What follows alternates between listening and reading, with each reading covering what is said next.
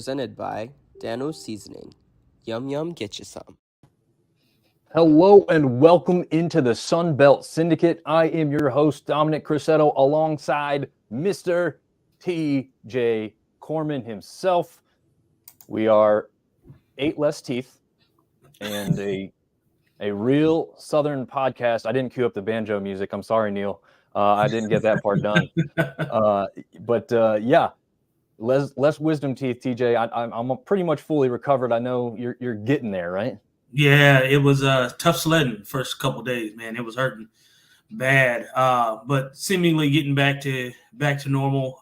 Still some swelling, still a little bit aches and pains, but we're here. We're moving along, and we will try not to complain. How about that?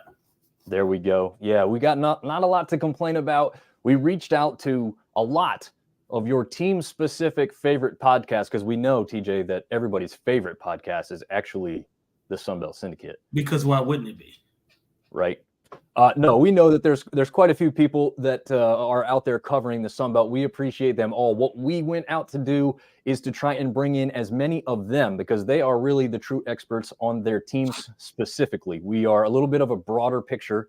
And so we thought, what better way to do a show talking about what's happened here in the early offseason and maybe what to expect going into next season. And TJ, we've had quite a bit of movement already, but I think we probably still have some more to happen, unfortunately. Or maybe it's a good thing. I don't know. What are your thoughts on all this movement? I know as a former player, you have a little bit different insight than some of the rest of us on this portal here we've got now.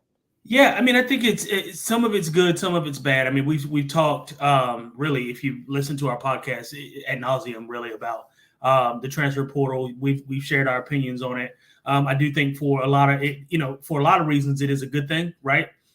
Give some guys some opportunities to play that obviously wouldn't play elsewhere, and some opportunities to really shine and. Oh, we might be losing them.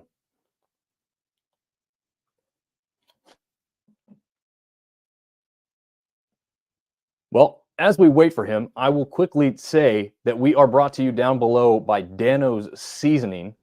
You can enter promo code DOGGOS at checkout to help out your college football dogs as we continue to try and elevate our game and be one of the better college football contributors out there. So follow us along at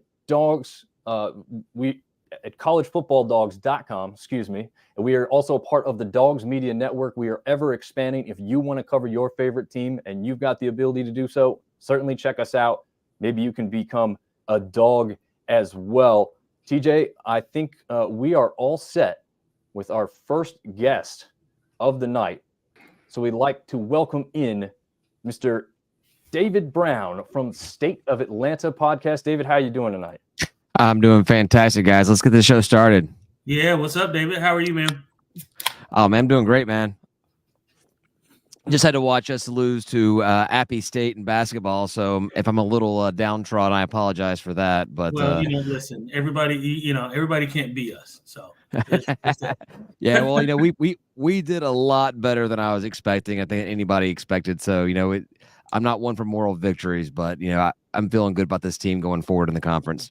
Nice. Yeah, I was going to say, over the past couple of years, really, it looked like, maybe not the last year or two, but Georgia State looked like they were going to grab a hold of that basketball conference and be that go-to team every year that you knew had the best shot at making the big dance. And I know what do you mean, man? We were that team. That's the team we were. We were under Coach Hunter. Coach Hunter owned the Sun Belt, and Coach Lanier continued that. And Coach Hayes has had some growing pains as the first-time head coach, but I think we've really turned a corner with this program. I'm liking what I've seen out of the team out of the past couple of games, including this narrow loss to a good Appy State team this year. Yeah, no, definitely. I was pre-recording a section of this show, so I didn't get to watch actually the majority of it, but I think I saw about the last 10 or so minutes roughly. And like you said, it was a very even game and nothing was out of whack. Who was the three-point shooter who kept coming down the court, and they just kind of left him wide open there a couple times.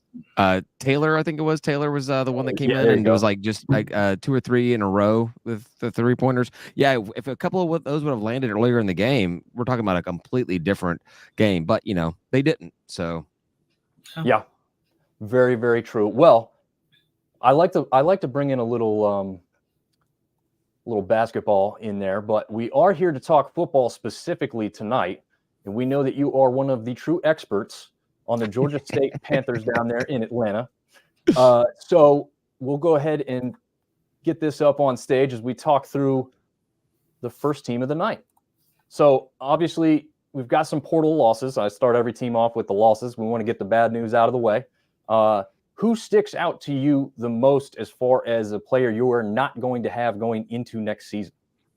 Well, I think that a lot of Georgia State fans would talk about, number one, you got on the list there, Michele Colasurdo. He was a Gatorade player out of South Carolina when he came in, and everybody has wanted to see what he could do as more of a, I think you would call it more of a traditional pro-style quarterback, really drops back and just tosses the ball around.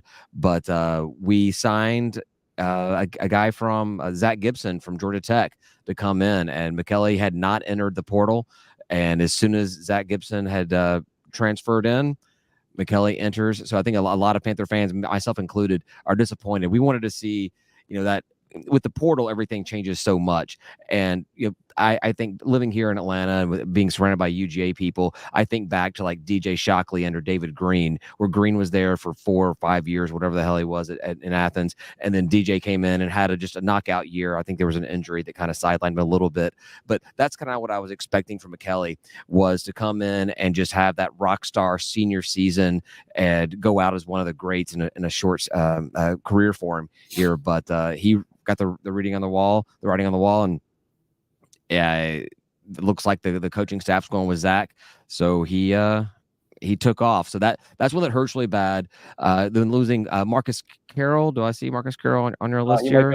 He's on the other. Yeah, Marcus Carroll, Robert Lewis. Yeah, those were the 2 of the highest performing players on the offense. So it's no surprise, man. In this day and age, with the portal the way it is, being a G5 program, especially a program like Georgia State, you get an offer from the SEC, Mizzou, Auburn, the money that they're tossing in your face, you take it. You take it. So it sucks losing those guys, but I think we saw a lot of promise in the bowl game from Freddie Brock, who I'll be honest, man, didn't even know the guy even was on the roster. And he came in, he played lights out in the bowl game against Utah State, or whoever we played, one of those teams west of the Mississippi. And so you got it right, by the way. I thought so. I relate it back to Spider-Man's nemesis, Eddie Brock Venom. So just got to put a FR in front of it there. We feel like we're working on some Venom shirts for next season. But it's just a testament to what Coach Elliott does with running backs. He's got the depth there.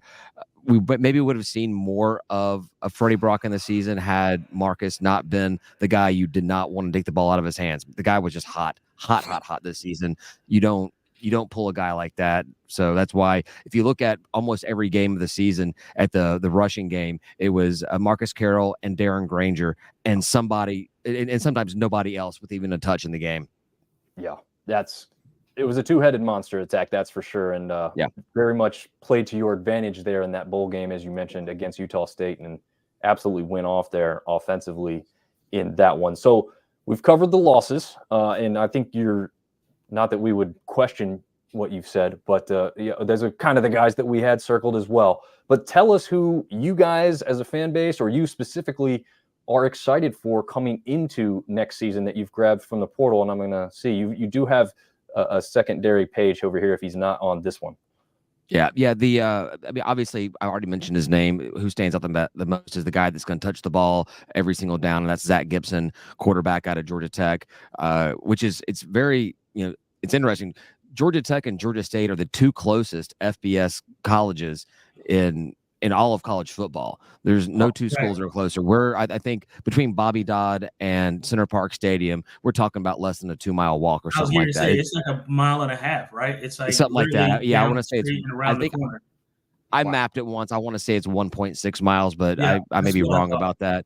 It's super close. And on top of that, we open up the season at Georgia Tech this year. It's the first time we've ever played the two of them. So not just Zach Gibson, we also got a cornerback out of Georgia Tech to come and join as well. So we got a couple of their guys. Hopefully they brought their playbooks with them, and we'll see how that performs. But anytime you could bring in a quarterback, that's the guy that you're going to be focusing on quite a bit. So I like that. We brought in what I like about the portal that we've seen with Coach Elliott is I look at where these guys are coming from and where they're going to.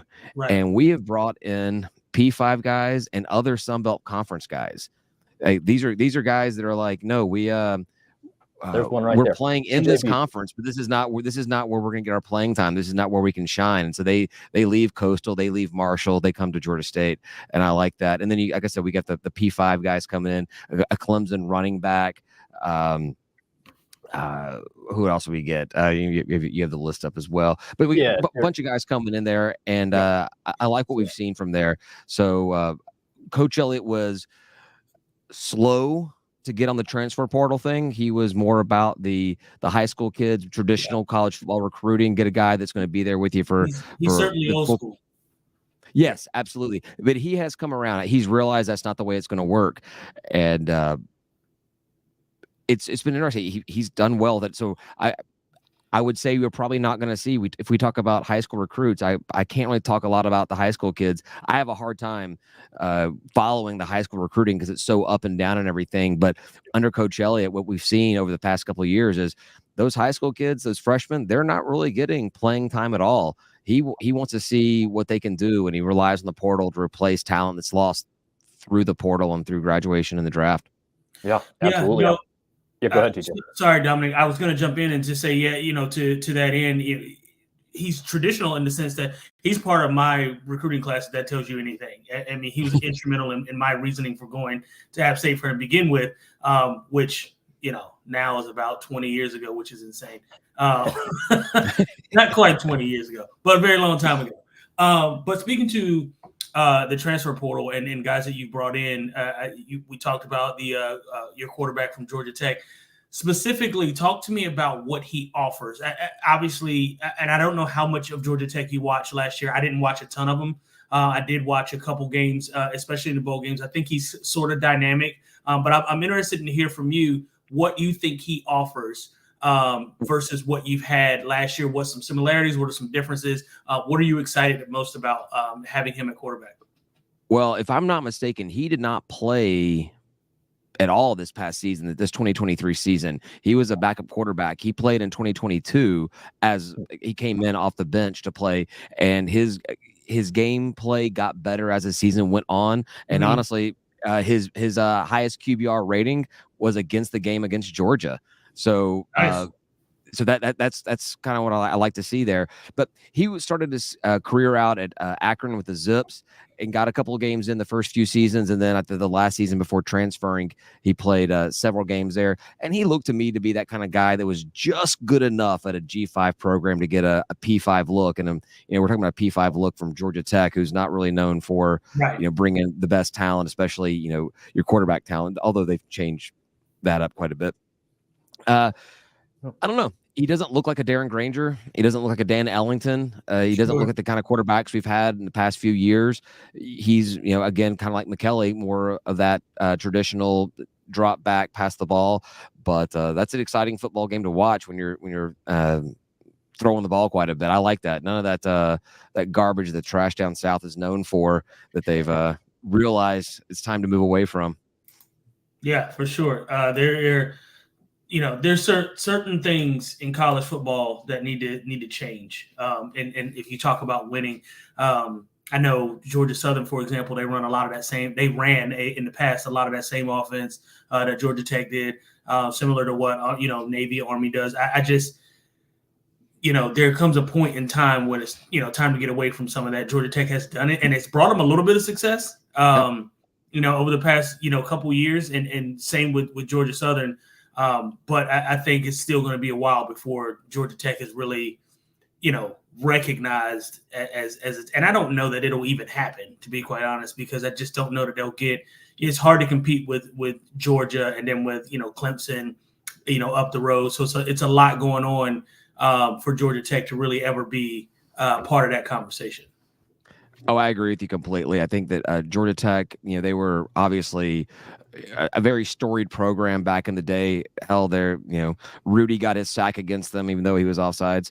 But they've missed the mark over the years, and they'll claim academics. It's hard to get in there, but I'll tell you what, it's easier to get into Georgia Tech as an athlete than it is to get in Georgia State. Georgia State doesn't make any accommodations for athletes at all, whereas the P5 programs, just like Georgia Tech, have found ways to get guys in there that don't meet the same standards as the non-athletes.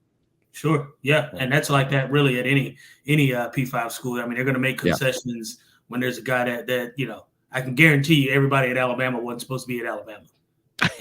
I'll just leave it that way. But they're driving that new Lamborghini, aren't they? Right. Yep, they sure are. Jumping into the high school class, I know you said you not necessarily the biggest expert on this. It's hard to be. I don't blame anybody for this. It's just so much to keep up with. You got college to follow almost every day of the season, and then you got this stuff you're going to try and keep up with. But we'll note that there is a kid out of Salisbury, North Carolina, Deuce Walker. And look at just look at the 3 stars. I was going to say it's littered with 3 stars. I mean, that's awesome. Yeah. So I don't know if you have heard at least a little something on someone who maybe sparks your interest a little bit more than anybody else, or just overall what the class is expected to kind of do as they come in towards next season. Well, like I said earlier, we don't really see a lot of freshmen play out of Coach Elliott coach teams, but I will say Deuce Walker, great. And for anybody that's listened to our podcast, you know that we base our podcast on a bunch of drunk fans at a bar talking about Georgia State. We don't consider ourselves sports analysts in the least. So we use the name ranking. Deuce Walker, great name, 10 out of 10. And then also a guy that you don't have listed on there, guy that committed. There we go. Deity Diablo. Look at that. Yeah, God that's awful. Come on, what a great name for a kid. God coming in out of Winston-Salem, like this is the kind of guy that I want to see. I want to cheer him on. I'm trying to figure out shirt ideas for this guy, horns and wings at the same time. I think this would be a fun guy to watch and see what he can do. But no, I'm sorry to kind of bail on the whole topic. High school kids, man. We had a kid out of our last season. He's a quarterback right now, Braylon Raglan. He came out of my hometown of Bartlett, Tennessee, and I was excited about seeing him come out there. And we haven't seen him for a snap. We have no idea. They brought in Zach. McKelly left.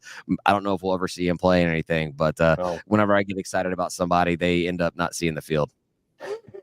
Yeah, I was just taking a look at Deuce's his overall ranking and kind of where 24/7 Sports has him. I mean, obviously, he's a good sized corner too, 5'10", 185 pounds. So certainly fits the bill of what a corner should look like, especially in our league. I'm super, excited about the fact that he made Shrine Bowl last year, or this past year. So, I mean, it's a lot to be said for those East-West games, those All-Star games, especially at the high school level, because there's not a whole lot of them, right? It's there's East-West All-Star games in North Carolina. I played in that. There's, Shrine Bowl, North and South.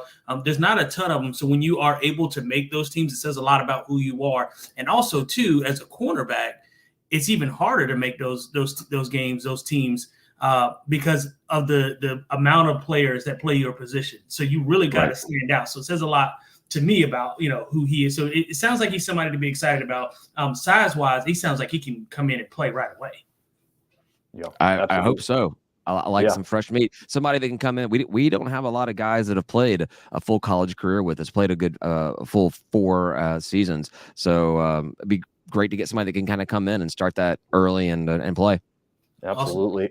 As far as the early outlook, you really covered Granger's replacement. You've covered it very well, actually. I learned a lot more than I knew coming into tonight. You see the statistics here. It's not where you want to be. It's not how you started. Early thoughts on what this will get you guys in return once you start seeing all these guys on the field next season for the Panthers. We have a big start of the season. We do have an FCS opponent, which is something we haven't done in a couple of years. I think we did, play this year. But we have a Vanderbilt coming to Center Park Stadium for the first time. I'm hosting not the first time hosting a P5, first time hosting Vanderbilt. Obviously, anybody in the G5 considers Vanderbilt at home a winnable game. We're at Georgia Tech to open the season. This is a week after they're going to get their asses handed to them by an upset Florida State team in Ireland. So we got that. Then we're going to travel up to UConn. We beat UConn without a problem this season. So we're looking at what we think is a pretty favorable out-of-conference schedule. And like this past season, starting off 4-0 or 3-1 gives the guys a lot of momentum and a lot of confidence going into the season. Man, you guys know what it's like in this East Division of the Sun Belt. It's a tough one. All the teams are coming out there. They're playing well. You've got your Coastals that were a flash in the pan. They're not going to be what they were. But fun thing about Coastal is the home team has never won in a Georgia State Coastal matchup. Right. And we host them here in 2024 season. We beat them up there this year to keep the streak alive. So I think that's going to be a big one, be able to be the first team to get that home win, man. And then Appy has our number. We've never beaten them. That's going to be a tough one. We thought this was the year. I think it's the year every year. And it's tough. It's tough. We always get a permanent marker out for that trash down south win because they're absolute garbage, and we've had their number ever since we started football program, much to their dismay. I don't know. I think that it's hard to really figure it out.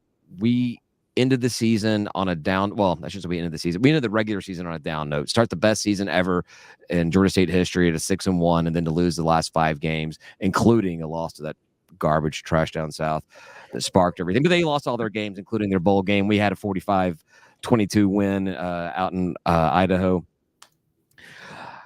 I don't know the answer to that question. It's too early. Ask me again in August, and I'll tell you that we're going to win the Sun Belt. We're going to run the SBC, and we're going to be in a New Year's Day bowl. But as of right now, I'm still trying to process everything. But I do think that Coach Elliott teams are on the rise, and we will see improvement. And I'll tell you what, we're beating Appy State this year. Oh, you heard it, ladies and gentlemen. You heard it. So Alex from Black and Gold wanted me to rib you on that. So I'm just going to speak for him on this one and say, no, you're not. But he I was going to say a little bit more than that, but I'm gonna bite my tongue. Yeah, Alex likes to say that Appy's our daddy, but I'll tell you what, Maury Povich has not come back with a conclusive DNA test yet. So we'll see what happens. Oh, I'm expecting a Father's Day card next year. Oh. Well, David, this was awesome. We really appreciate your time and effort tonight to get on here and tell us all about the Panthers and let everyone know where they can catch your guys' show and where they can follow you guys on socials real quick. Yeah, absolutely. We're State of Atlanta on Twitter and Instagram. We're State of Atlanta on Twitter and TikTok, State of ATL on Instagram because they don't like long names. You can find us stateofatlanta.com, State of Atlanta on all the podcasting apps. We're out there, and we live stream on Tuesdays every week. We've done this yesterday was our 230th consecutive week of podcasting about Georgia State, and I have not missed a week, and that includes during the COVID season. So that's awesome. Awesome, man. Congrats. That's dope. Thanks, guys. Thanks, Dom. Thanks, TJ. It was great talking to you. I really appreciate you having me on. Have a good one, sir. We'll see you again, David. All right, man. One team down. It was good. Like, man, my knowledge base has already grown exponentially. Absolutely. And it's cool, right? It's cool to know what teams around you are doing, what to expect, having these guys on the radar and what you can look forward to, because it builds excitement too going into the season. Because if you're true, football peers like we are, not only do we love our App State, but we also, we want to know what the competition is doing, right? We want to know, who's next up, who we should be looking out for going into the season. And I'll be honest with you, before getting on this podcast, I did not look at the Sun Belt Conference the way I do now. And so I'm sort of eyes wide open going into it and really all bought in every year on what Sun Belt success looked like. Absolutely. I do want to remember to mention that comments and questions are appreciated. I will say the questions tonight are probably going to be kept to a minimum because we are trying to stay on schedule. We're already behind. But again, when I was going to say schedule. What happens? Yo boy Cars down in Louisiana, he's saying the Sun Belt's going to run through Lafayette this year. We shall see. We thought that last year. But I do want to bring in our next guest on the show. KD, and Russ from the Thundercast. And gentlemen, I've got the koozie for you. Well, hell. There it is. How's it going, guys? Good. Doing great. Thanks for having us on. Yeah, absolutely. Thanks for doing it.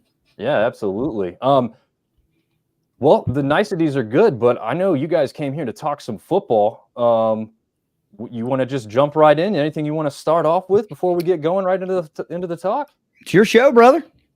All right. Well, I honestly, you guys had some movement here within the last day, right? So this list may not be 100% complete. I tried to check into it, but life happens and you can't look at everything. So I'll throw this up on screen. You guys mention anything that I'm missing or the players that you want to talk about if they don't exist on the list. Right there, Eric Meeks is back at Marshall. He withdrew from the portal. Nice. That is a good one to start with. Keeping guys around is always a good thing. So let's see how many things you guys. So you got 3 pages of the portal losses, and many of the second and third team are listed with teams beside them they've already moved on to. Is there any thought process that any other guys may return from what you've heard? No, I think Mason Pierce has already gone somewhere. I saw that. Jalil Rivera-Harvey, I don't think has yet. Yeah, he has. He signed with Western Kentucky the other day. Oh, that's right. That's right. I saw that. Okay, this one. What kind of loss is Chase Harrison to Ball State? I mean, was he? I didn't really hear that name when you guys were talking about quarterbacks in the past. He came in the same class that we had 2 other quarterbacks in, and Cole Pennington is one of them. And we brought in a couple of quarterbacks, even though we lost a quarterback. We lost another quarterback here because we brought 2 more in, and we already had someone that was ahead of him on the depth chart.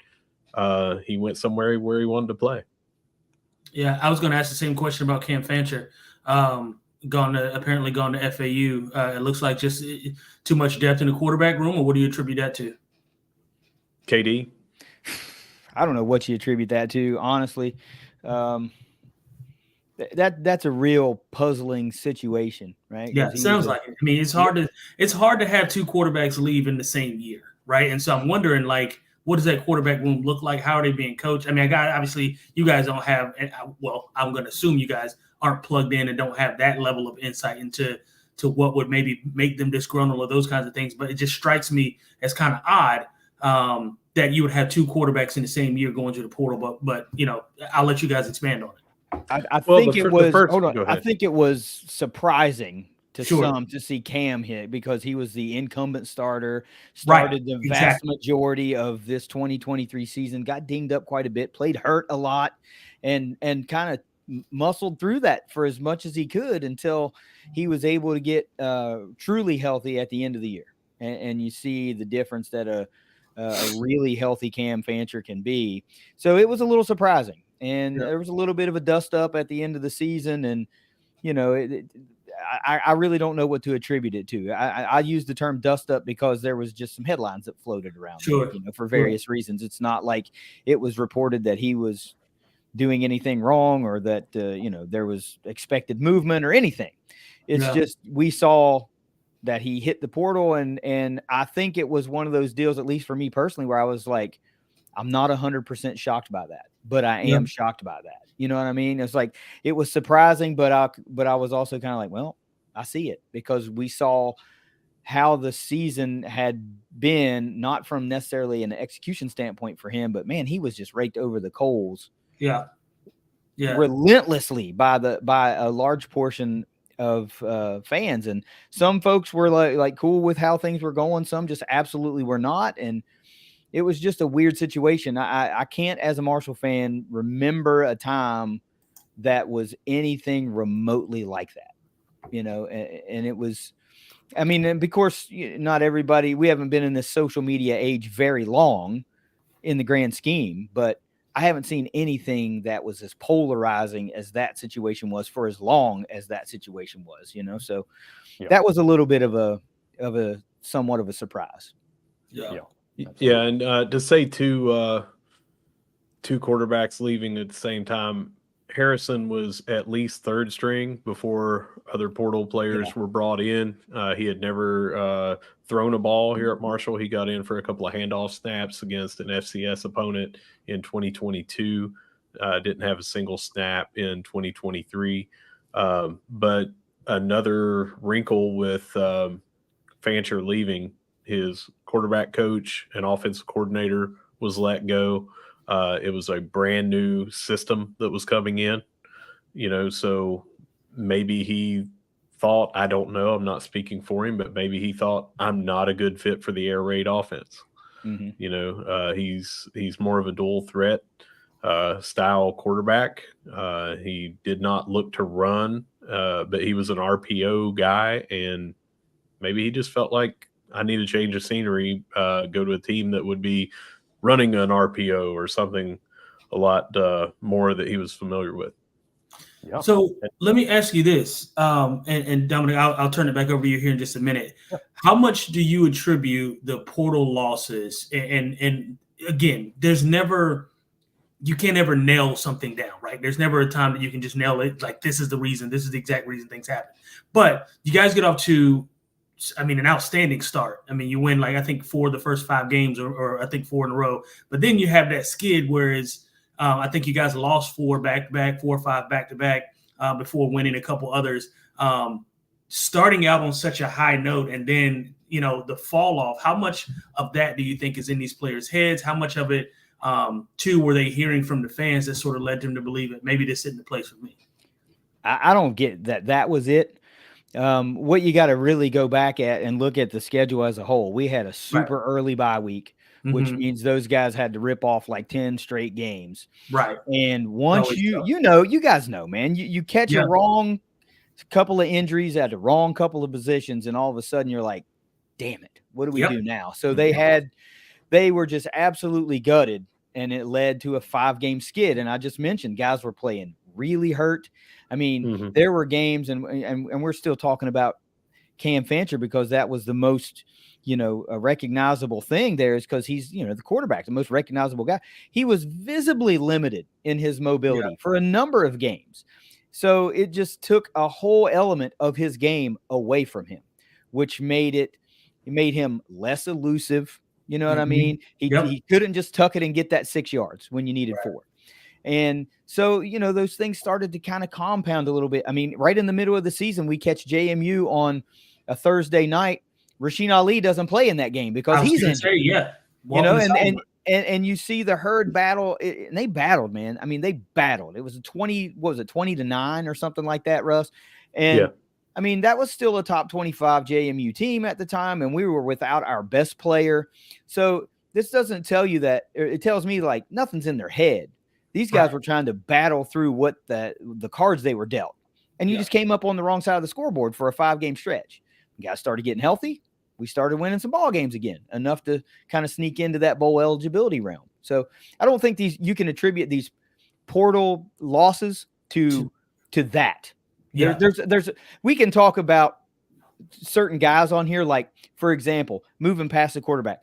You get a guy like Jaden Harrison. He's an All-American by however many places name him an All-American. You don't think that guy's going to be attractive to some other teams? For sure. Right. And they start throwing dollars at him and those kinds of things. Listen, as a kid who didn't, I played college football. We didn't have NIL back then. I'm almost 40 years old, but I can tell you this, had I been, at App State, had a great season, and somebody looking at me for something else, if money makes sense. So for sure. Yeah. Absolutely. So I already went to this one, but let's go quickly to the portal additions. Just simply pick out to us, and you guys have a laundry list of portal additions here. But who stands out the most to you guys? Who you hear the most? Who are you the most excited about going into next season here? I'll go first. You can answer. And, sorry. There were so many on here, and if you go to the next slide, I don't think that there may be about 5 or 6 still missing. We just announced a slew, like you had mentioned earlier. We just got a defensive lineman from Florida He played in 4 games as a true freshman, did the redshirt deal, entered the transfer portal. We have him for 4 years. His name's Will Norman, 6'4", 300 pound, was the 23rd ranked player in the nation coming out of high school. So we have a lot of big time talent that had big time recruiting out of high school that is coming in here now. And it's hard to pinpoint because this is kind of like a reload plus let's get 5 more loads on top of that to just have depth, have size, bring in a totally new offense. You know, we're bringing in a slew of wide receivers. We're bringing in 2 quarterbacks. We're bringing in a new offense. It'll be almost an entirely new offensive line. We're bringing in defensive players now later on in the portal session. I mean, it's like basically just a reshaping of this entire team. Yeah. Yeah. I tell you what, it's hard to pinpoint who you're most excited about because a lot of the question marks that Russ just said, there's so many. We might be able to sit here and be excited about 10 guys because we just don't know, you know, who's going to rise above and who's going to be the guy that we need to step up in a big way. And you talk about a quarterback leaving. Yeah, you've got Cole Pennington still on the roster, started a couple of games, started a bowl game, but you bring in several portal quarterbacks. I mean, just from Tulsa alone, look at that. It's right on that slide. You got a quarterback, wide out, and an offensive lineman from Tulsa. Yeah. So you would like to think some level of continuity that you're bringing in and familiarity already that you're bringing in. And Huff and his staff have made a marked emphasis on the offensive line because of guys that left, guys that graduated, whatever the circumstance. We needed a new identity at offensive line. So many guys are gone. So you got to go out and get, if you need instant impact guys, you don't have the time to build that through high school, right? You just don't. Yeah. And that's what's great about the portal. It giveth and it taketh away, as a good friend of mine says quite often. And this is an opportunity for us to giveth, right? We need it right now in marquee positions, primarily offensive line. I'm not going to say we need it at quarterback because for all we know, Cole Pennington could come out in the spring and freaking dazzle, and he's the guy, you know. Right. Yeah. But I think what you want to be most excited about, those couple of wideouts right there you're looking at, Christian Fitzpatrick, Tyshawn Chapman, 2 of the big guys, Elijah Metcalf, also let's throw him in there. Those last 2, Chapman and Metcalf, shorter stature guys, speedy dudes, quick as a hiccup type guys. And then you got Fitzpatrick there coming from MSU, who's your outside threat, big 6'4" type fella. So I think it's those guys. Scary. Yeah, I think it's those guys, that wide out room and what it's shaping to be, because we don't know what it is, but what it's shaping to be is really what's getting me excited, especially when you start tossing around words like air raid, which is not something that we're overly familiar with in Huntington. It's always been a very balanced attack, even when it was more pass heavy. Yeah, absolutely. Those wide outs that were brought in, we brought in 2 6'4" guys, a 6'3" guy, a 6'2" guy, a couple of 6'1s, and then you got a couple of 5'9", 5'10" burners, like he said. So, I mean, you're just talking about revamping an entire room, but bringing in 6'4", 6'4", 6'3", 6'2". I mean, you know, come on, go ahead. I mean, you think 2 or 3 of them at least have to pan out, right? Well, and we're also not going to just forget about the fact that there's a guy named Chuck Montgomery that's currently on the roster still, who is an absolute monster in the open field. Look for him to have a huge 2024. Nice. You guys are looking a lot like the Georgia State Panthers here with the amount of 3-star athletes. Again, two big list of guys here, all of them labeled as 3 stars. You do grab another big offensive lineman down from Myrtle Beach in the coastal region. Is anybody here that you're hearing the most about or possibly contributing right away in next year's team?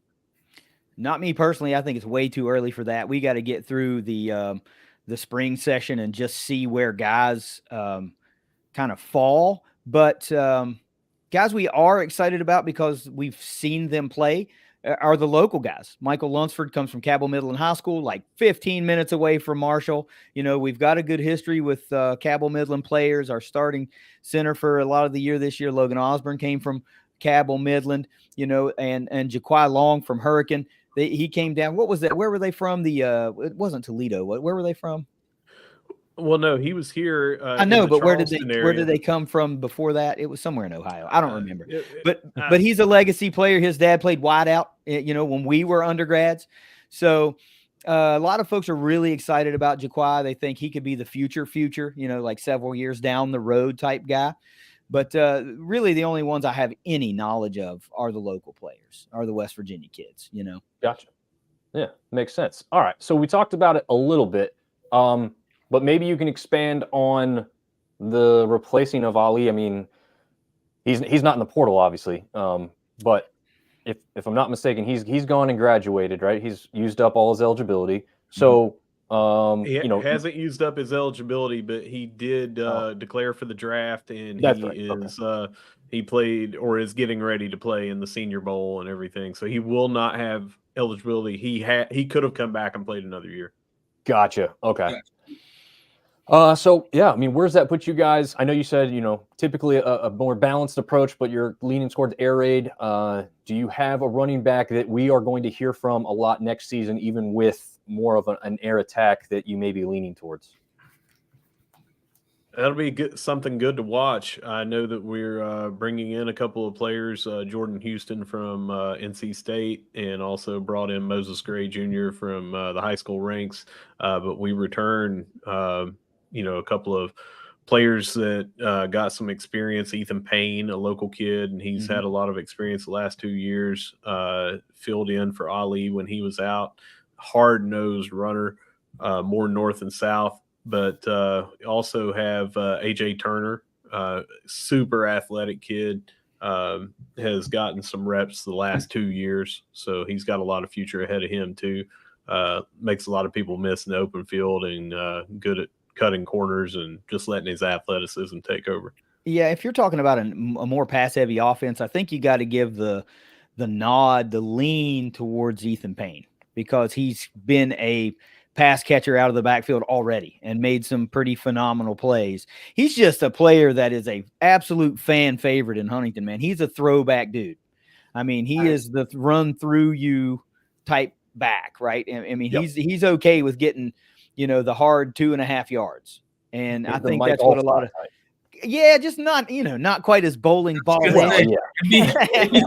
hard to be compared to Mike Allstar. Correct. Yes. He's a hell of a running back. But Ethan is that put your head down and likes to dish out abuse type of guy. You won't catch him running out of bounds. You'll catch him putting his head down to get that extra yard. And he like I said, he's made plays out of the backfield in the receiving game, big plays, downfield plays, not that check down and make a run, like downfield. So if we truly are, we're speculating air raid. We've heard that, and it's kind of been hinted at, but it's not like Coach Huff has come out and said, we're running an air raid. We're just kind of using our context clues and the moves that were made in the coaching ranks, and we're just saying, all right, this is what it looks like it's going to be. Well, bringing in 6 wide receivers certainly does lend itself to it, right? and one of them did say in his commitment tweet, he said committed to the air raid. Right. So listen, we only know what we know, but it ain't out there. You know what I'm saying? So the cupboard's not bare. I think that's what a lot of people might be thinking. They see these portal out guys and they see, oh, well, Ali's going to the make a run at the pros, and some of the losses on defense, like guys like Owen Porter have exhausted eligibility, so they won't be back. And they see these things and they go, man, what the heck is Marshall going to do? Well, we've just been really good on defense for a really long time. Right. And it might not be a top 10 defense, but we've been super solid for a long, long time. Offensively is where all the questions came in 2023. Outside of Ali, we just could never seem to keep it going consistently, right? So they're valid questions, man. They really are. And honestly, at this point, Russ and I have more questions than we have answers, right? And we want to know what we're going to look like too. But, we try to keep our nose close to the pulse. And I wanted to say this in case, you guys are just interested in getting to know what all the other teams look like, right? Russ does a great job on our website, thundercast.online, of a portal tracker. So all the guys that go out and come in, if we see it, it's going on there. So everything you've seen for Marshall will be there. So that's not just for you guys. Anybody watching any of our opponents, if you're curious, it's up there. He does a great job with that. So nice. And they're all vetted. We don't put up speculation. We don't want to be first. We want to be right. No, nice. And that's a good policy to have for sure. Yeah, absolutely. So guys, that was awesome to wrap up. I love the fact you plug your stuff because you guys do a phenomenal job. And I was lucky enough to meet Russ in person when you guys played NC State. this past season. Unfortunately, KD didn't make the trip up, so I didn't get to meet him in person. But hey, maybe next time around. Where can everybody? Where can everybody find you guys other than just the website and obviously the podcast? But shout out your socials real quick before we let you go. Of course, the handle for Twitter /X is in my name there, Thundercast_pod. You can also find us on Instagram. We're not as active on Instagram yet. We're trying to. Twitter's time consuming. Russ handles the Facebook side of things. I'm pretty hands off on that. He handles the website really well, and of course the weekly podcast.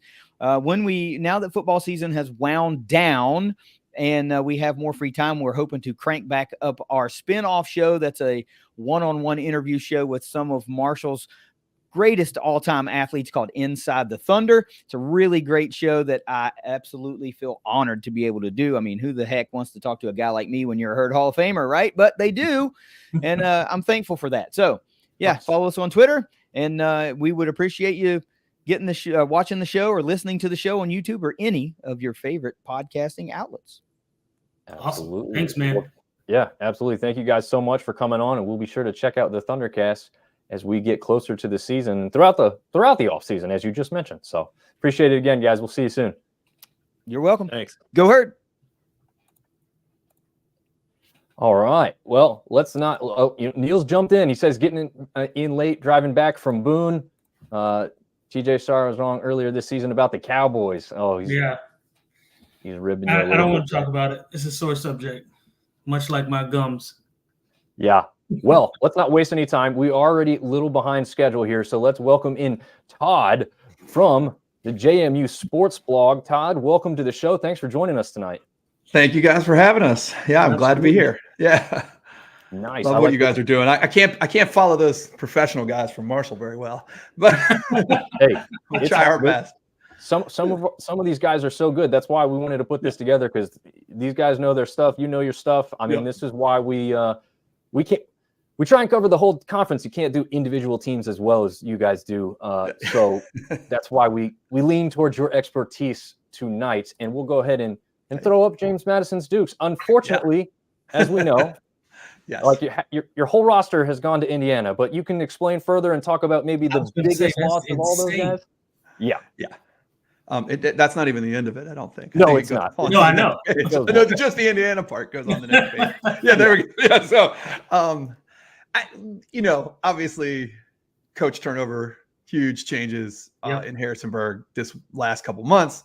A lot of this was to be expected, in the sense that once Signees was gone, this list in front of us was pretty inevitable for the most part, I think, for most fans.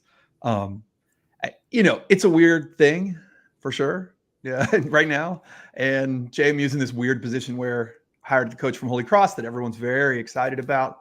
But Holy Cross is a really unique situation with portal guys where they don't have grad programs.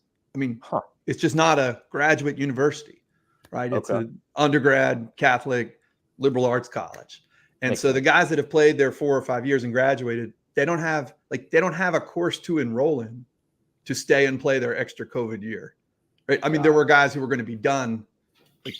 It's just a weird thing. So it's not quite the same thing with the guys coming in as it was with the guys going out.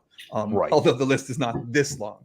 The weird thing on this is, you guys know, JMU had a great year. They've had 2 great years. And so some of these guys, I really, it's so funny. I mean, it was tough as fans to watch it all happen. But I think most of these guys were probably,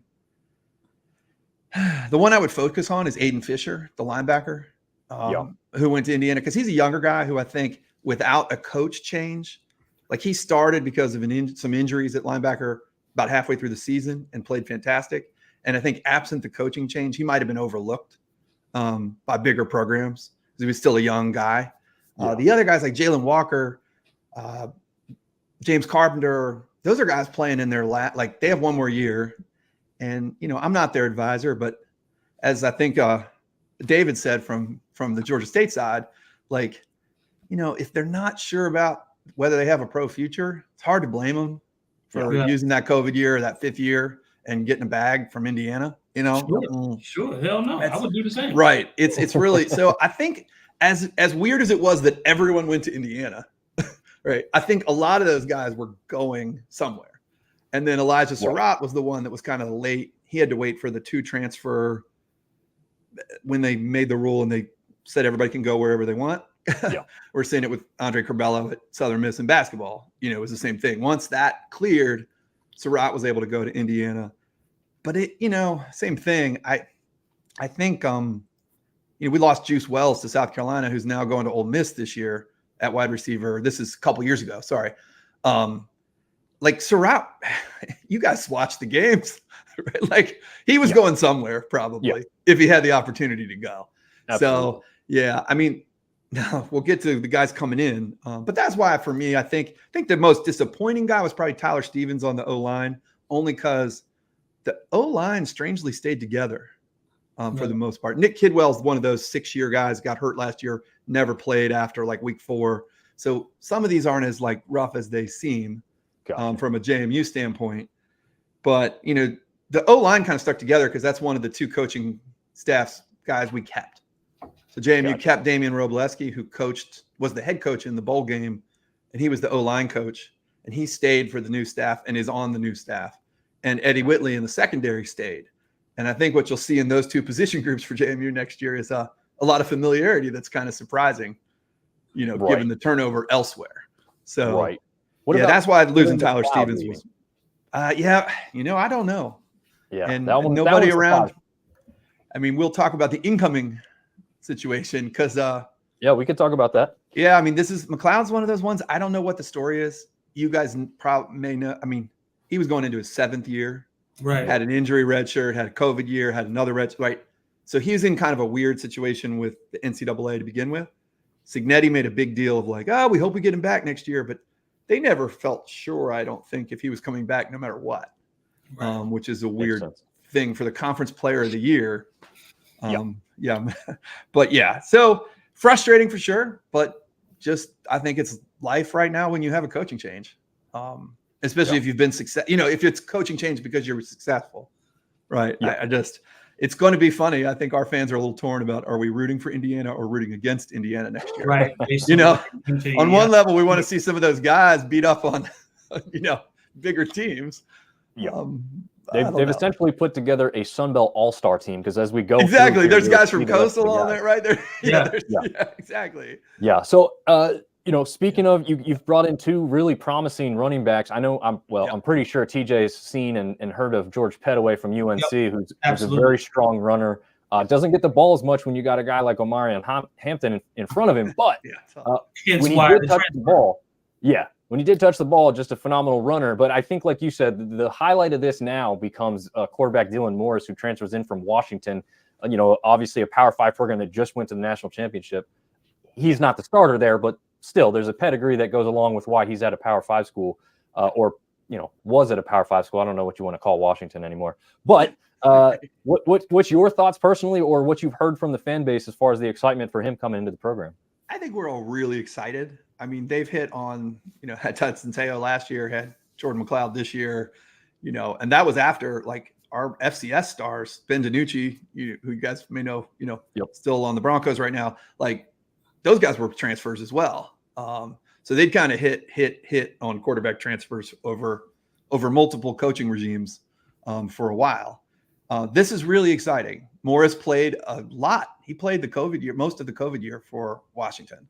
And he played the following year as well. So it seems like, I don't know any of this stuff. It's not like I'm going back and watching tape from Washington 2020, but the idea is just, is it possible he's the best quarterback to ever come to JMU? It may be. Well, right? and two, it's hard when you get a transfer in like Michael Penix, right? When you think you're next up. Yeah. And then, guy who has multiple injuries come in and just sort of grab the bull by the horns and is like, well, damn, is it not my turn yet? Like, because I've waited since COVID for this to be my shot, and then all of a sudden here's Michael Penix, who's all world, and now I got to ride out another year. So it makes sense as to why he would transfer. Yeah, and obviously he transferred before their own coaching staff turnover. Right. And that might, I don't know that probably would have sped up his, wish to transfer somewhere at some point. So, yeah, Morris is really exciting. The running backs you guys mentioned, really exciting. Pettaway from North Carolina, He's actually a Virginia kid, Nansemond, Suffolk. So 5'11", 210, strong runner. Yeah, sure. and then the guy from the kid coming, Adaye from North Texas, has back-to-back 1,000-yard seasons. 3-time All-Conference in CUSA.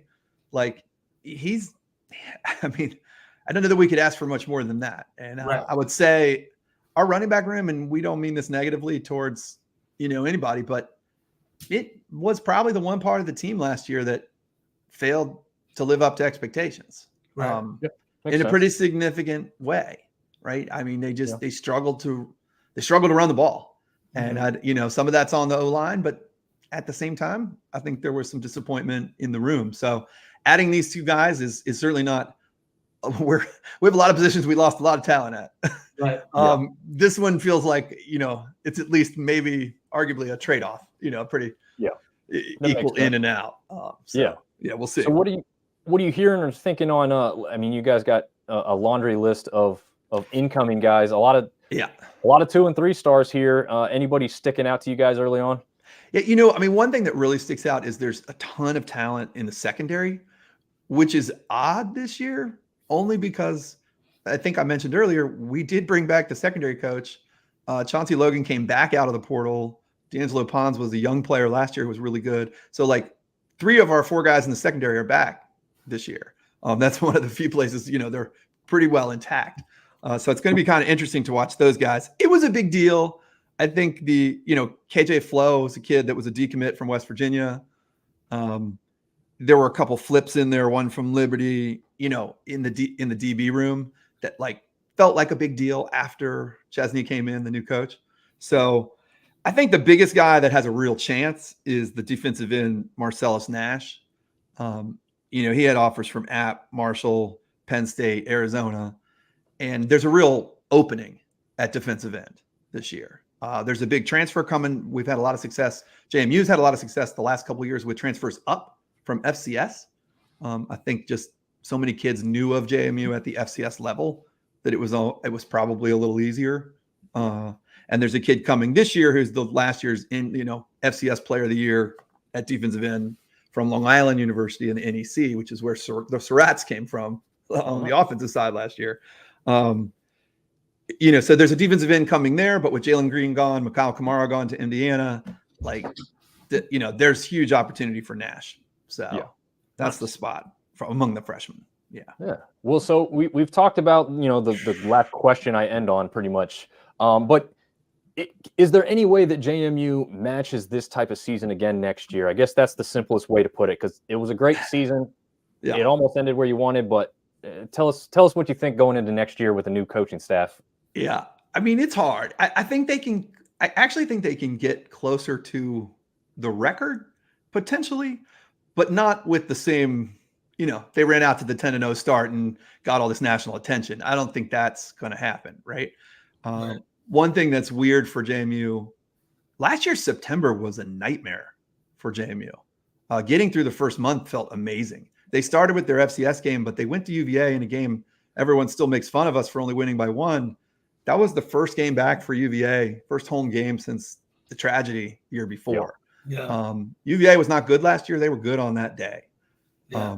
UVA had a strong win this year too. The Duke game, right? I think they beat Duke. Yeah, Duke later in the season, right? Yeah, strong win against Duke. Yeah, they were. So and then JMU drew Troy and South Al from the West last year, who were, they were legit at the beginning of the season, and those were both in September, and they had a trip to Utah State in there, just a random trip to the Mountain West. I know App obviously did the same thing going out to Wyoming last year, but this year looks a little more manageable. They open at Charlotte. I don't know. We'll see. You guys know. There's good things and bad things about it. There's always talent in Charlotte. Oh, yeah. Allegedly, right? Yeah. But it doesn't work on the field usually. So they have their FCS. They play Ball State out of the MAC, who's, it's a little more manageable. They have a bye before they go to Chapel Hill at the end of the month. So obviously the Chapel Hill game, you're up against it a little bit. Not right. Not it's winnable. That's for sure. Yeah, it feels like that, but at the same time, just breaking in the new team. We'll see, right? And that just feels like a real high hurdle at the end of the month, but otherwise. And then in the Sun Belt, JMU goes to ULM in the West next year, which is, that's good, but it seems manageable. What ULM team you get, that could be a dogfight. Right. And then I think we host Southern Miss, who is going to be much, much improved, I think. They finally found a quarterback. About that, Well, and they've been recruiting well. They kept their staff intact. They're one of the few teams that's sort of like on an upward trajectory for sure. You'd think. But that's at home. So it feels like compared to Troy and South Al last year, getting Southern Miss and ULM this year with that out of conference being a little more manageable than last year. There's wins there, but the App game, look, App's the favorite. They bring back Aguilar. The rest is, kind of follow. I don't know. There's not much else to say, I don't think. Right. I think. Right. And then the Carolina game. But those are the only two on the schedule that feel like, real uphill climbs at the moment. So I don't know. I think the biggest thing for JMU fans is it's all new. Right. You don't know yet. Yeah, we've done the coaching staff turnovers before, but never this like full roster turnover. Like they are this year. Absolutely. But, I think they're better. They had the two defensive tackles come back, so they lost. And they struggled once they lost Jalen Green to the injury. Once they didn't have pressure last year, the App game in particular, when they couldn't pressure from the edge, they really struggled. Otherwise, and so that's a big position they got to fill. Lost a lot of receiver talent, had a lot of receiver talent, so I think they're okay. I just think they're going to be okay most places. Defensive end and linebacker, it's really whether can they pressure the quarterback the way they did last year. Those are the two spots. So nice. I think we're still pretty optimistic. But JMU won some close games the last couple of years. I think the hardest thing for us is just going to be all these kids that came up from FCS had a huge chip on their shoulder, and knowing the weird things with the bowl games the last 2 years, like they played every week, like it was the biggest game of the year. And absolutely. They're going to be in a position now where that's not necessarily the case, and it'll be interesting to see how they adjust. So Well, Todd, thank you so much for your time and the deep dive here into JMU. Where can people follow you guys in the show? We're at JMU Sports Blog on Twitter, and then we do still have the website jmusportsblog.com. I know they said the Georgia State guys said 230 straight weeks. That's impressive, straight weeks. We take 4 or 5 weeks off a year for sure. I was like, but we have been at the website since 2009. So nice. There's some old fun stuff on there, but we're mainly on Twitter now. So thanks, guys. Well, we'll be in touch, Todd, and thank you very much for coming on tonight. All right, thanks. All right. Lining them up and knocking them down. Let's not waste any time. We will add our next guest, Matt from GATA Talk. So, Matt, how are you doing tonight? Doing good, fellas. How are you? Nice, good. Thanks for joining us, Matt. Yeah, absolutely. Yeah, absolutely. I'll go ahead and add this up on stage, and we'll just jump right in since we've kept you already longer than we had thought we would keep you. So, apologies, but it's good football information. So. Let's see. You guys do have 2 pages of losses here to speak about. Who on the Eagles stands out to you the most on like a big loss that you guys are disappointed to see go? Yeah, honestly, one of the few bright spots, I think, of the Clay Helton era to this point so far has been, not so great, mostly a failure. But one of the bright spots has been the transfer portal and not losing a lot of guys. So even though there's 2 pages here, these were mostly bench guys, third string guys. The ones that stand out on that first page, Rasheed Miller, that was kind of a surprising one. He started 13, all 13 games for us last year, alternating at tackle. Huge dude, 6'7", 330, I think. I don't have their weights memorized, but big dude, goes to Louisville, where our former offensive line coach is. So that was a huge coaching loss for us after year 1 of Clay Helton. So I'm sure they probably threw some NIL money at him. He's probably the big one, the one that could have been big, but was very much an unknown. On that second page was Bo Allen, quarterback. So this is a guy from Lexington, Kentucky, born and raised there, hometown kid, started at the University of Kentucky, didn't see any playing time his first year, transfers to Tarleton State, FCS school out of Texas, has a pretty good year, throws for like 23 touchdowns, 11 interceptions, 2,800 yards, then transfers to us. We think maybe this is our multiple year starter finally, after, having two straight years of one and dones, 6-year guys that come in Cal Ventries and Davis Brin. He applied for a waiver with us for the 2-time transfer. That was before they reversed that rule. And he got denied.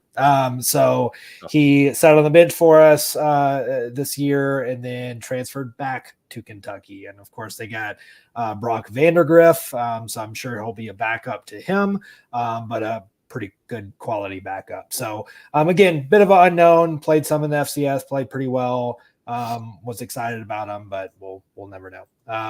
Everyone else, like I said, lost a long snapper that we had to replace. Just did that with a kid from USF. But that's that's pretty much it. Everyone else are guys that I don't know a whole lot about. Gotcha. No problem. But you do have, well, it's just one list, but it is quite lengthy. Of guys you added. So, I mean, you've got one offensive tackle was gone, but you've got one here from UNC, which has got to be good to see one come in from a Power 5 program like UNC, who was mostly successful last season. Anybody else that's really standing out to you on this this list here? Yeah, I mean, probably not the number one, but like you mentioned, Justin Kenyuk, he's a big body, replaces Rasheed Miller, 6'5", almost 6'6", 315 pounds from Pennsylvania. I'm so excited to see it. He's got 4 years of eligibility left. He was a freshman there at UNC. So definitely excited about him. Definitely need some bigger, more agile bodies that are great pass blockers for our new air raid system. But, you could go back and forth on this, depending on who you ask in Eagle Nation. But Dexter Williams, the second quarterback from Indiana. This is a local kid from Macon, just a few hours away from Statesboro. He was top 25 dual threat quarterback coming out of high school. He went to Indiana. He played some there, but not a whole lot. So not anything to really harp on stat wise. Did get starts against Ohio State and Penn State. So certainly has played on the biggest stage possible in college football. He did undergo 2 ACL tears. But a guy also from Indiana that transferred that went through 2 knee surgeries is Penix Jr., right? Not saying that he's going to be Penix Jr., obviously, but it can happen. You can have a bounce back. I think a lot of our fans are excited about him because he brings a true dual threat, which is something that we haven't honestly had in a very long time, probably dating back to the 80s and the Tracy Ham era, because while we had really good running quarterbacks, they weren't necessarily pure passing quarterbacks or dual threat guys. They were option quarterbacks back when we ran that in our first 10 years in FBS. So I think he brings something different to the offense, and he'll probably be in the quarterback battle with JC French, who's a transfer from Memphis, came in last year, saw some playing time. I think a lot of our fans hoped to see him more after Davis Brin struggled quite mightily and led the nation in interceptions. We've got a lot of depth there. Also some younger guys out of high school that now have a couple, practice years under the belt, like David Dallas. Quarterback room shaping up nicely there. And then the only other highlight I'll say here is the wide receiver. Arguably, like I said, outside of Dexter Williams, probably maybe even more so than Dexter Williams, the biggest name. He is a 4-star. He, depending on the high 3, low 4, depending on where you look, went to Arizona State, had 400 yards at Arizona State, and transferred to Oklahoma. that didn't pan out. A lot of their fans were excited about him, but he didn't really see much playing time the last 2 years. Transfers to us with 2 years remaining. So I definitely think, if not wide receiver 1, he certainly will be in the mix there at wide receiver 2, along with Dalen Cobb, Derwin Burgess. Obviously, we lose Caleb Hood, which was a huge loss for us to eligibility. So yeah, that's probably the highlights. Tyler Fromm, might recognize that last name. He is the little brother of Jake Fromm, quarterback at Georgia. As you were talking, I was Googling. I was like, Fromm. I don't know. Not a whole lot of, 2 M's. Yeah, exactly. Yeah, mostly a blocking tight end. At least that's how he was utilized at Auburn. Played a lot of special teams, 6'5", 241, played at Warner Robins. I don't know if he's probably, I think he's much younger than Jake, so I don't know if they ever played together. But yeah, I mean, we'll see if we get to utilize him in the passing game or if he's mostly used in pass blocking. But yeah, definitely excited to have him. And, I know a lot of our fans are excited just with that association. Nice. All right. Well, you guys, I mean, the Sun Belt just seems to be famous for all these 3-stars, and you guys are racking them up. I mean, look at it, 3 pages, and almost all of them are 3-star athletes from the Alabama, Georgia, Florida area. Mostly here on this second page, you got a ton of guys from your home state, which has got to be awesome because a lot of those players are typically taken by some big programs. So what are the thought process on some guys making some noise coming into the program this season? Yeah, this was a big focus of Clay Helton when he came 2 years ago, was really double down on the state of Georgia, right? As you guys probably know, right? Georgia, Florida, California, those are the 3 biggest recruiting states. So, but we kind of lost our way for the longest time. Obviously, the offense that we ran, wasn't that attractive, right? Especially to quarterbacks and wide receivers and tight ends, running the triple option or just a run heavy scheme. But now that we're running an air raid, it's a lot more attractive. So maybe we get a guy that is going to be a preferred walk-on at Georgia, or a guy that's being courted by Georgia Tech, or a mid-tier, lower-tier SEC or ACC school outside of the state. We can say, come, start immediately, or get solid playing time, and catch a ton of balls, and quarterbacks throw for 4,000 yards and 30 touchdowns, right? So it's a very attractive system, I think, for especially the skill players, and we saw a lot of that. The focus this year in the high school recruiting class definitely was that size. It was lines. You don't have the measurables on here, but really, I don't think we recruited offensive linemen under 300 pounds, which is we never saw at Georgia Southern before. When they were big back when I played, but they weren't 300 pounds. That's stocky maybe, right? But yeah, so getting those 6'2", 6'3", like I said, the transfer from UNC and the Rasheed Millers of the world, where they're 6'5" and up, definitely have that beef for pass blocking. So that was a focus, and then defensive line too, getting some girth there. Nice. Funny story about your you talked about Georgia Southern changing the offense and why it's more attractive to especially wide receivers and quarterbacks now. I actually played quarterback in high school, and I was an option quarterback. There you go. Georgia, one of the coaches from Georgia Southern drove down to my house in the country in the sticks. He drove like 9 hours, like one way, to sit down in my living room in front of my parents. He offered me on the spot to come play quarterback. To run that option, that option style offense that you guys are running. I had my arm in a sling. I couldn't throw the ball. I had just had labrum surgery and partial rotator cuff repair surgery. And he was like, "We don't care if you can throw. We just want you to run pitch." Yeah. Right. So to that end, to your point, I was like, I mean, it was attractive at the time for sure. Coming from literally running the same offense in high school. They were running that in college. So it's like, I know it. I can come in and do it. But then obviously, things changed, and I went to Appalachian State to play running back and slot receiver stuff. No, it was just funny that you brought that up, because they did change. They did a lot of changing, a couple years back, and it does make it a little bit more attractive to some wideouts and different style quarterbacks for sure. Yeah, and the lines and stuff. Obviously, you get rid of blocking and all that, right? So I mean, the game has just changed. You can still do it. Yeah, I mean, and you have to. You got to evolve. Yeah, absolutely. So, obviously, Georgia Southern did not end the season the way they wanted to. We did not. But, another new quarterback yet again. And then I guess the big question mark, too, is like, can the defense improve? That's the one thing I will say I didn't notice when you're talking about all these additions, not just you, but just in the list. They didn't really bring in a ton of defensive players. Is that where they think they're going to build more from the high school ranks towards next season? We got some good kids from high school, and the transfer, I didn't mention them, but we got two. I know the JMU guy was talking about notoriety in the FCS days and being attractive to the FCS guys and bringing those up. We did get two guys from Kennesaw State, Metro Atlanta School, actually moving up to FBS next year. Yep. They gray shirted a bunch of guys last year. Don't know much about Chance Gamble. He's a safety, but DeAndre Morris was an All-American at Kennesaw State. So he comes in at safety. So excited to see what he can bring.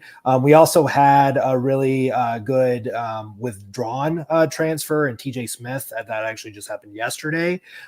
So he's also a safety, had 54 total tackles with us, I believe 34 solo, 3 interceptions for us last year. So, was sad to see him enter the portal, but certainly I'm excited that he's returning. Marquez Watson-Trent, our leader on defense, leading tackler, just heart and soul of the defense. He does return. He was could have been a grad transfer, could have tried his hand at the NFL, decided not to. So excited to have him back. We've got some playmakers there. We brought in Brandon Bailey at DC last year, young guy, actually youngest coordinator in the nation. At least that was the case last year. He definitely improved the defense. There's definitely areas where still need to see improvement, but still gave up a lot of points, a lot of yards, but a bit more bend don't break than we were in year one under Will Harris. I'm excited to have some continuity there. I think we have some guys, coming through the ranks that's been with the Helton era for a couple of years here, and then also some big playmakers that return. So optimistic about the defense. I don't expect like a full turnaround, but hopefully the offense can definitely reduce the amount of turnovers. That's going to be the key. If that can happen and we can get kind of back to our offensive production in 22 and have the defense that we had last year, I think we go from 6 wins to probably 8, 9, maybe 10. But we got to figure out who the quarterback's going to be. Gotcha. Yeah. All right, Matt. Well, man, that was awesome, man. A plethora of information there for the Georgia Southern Eagles. I know that they're hoping and happy to hopefully get back on track.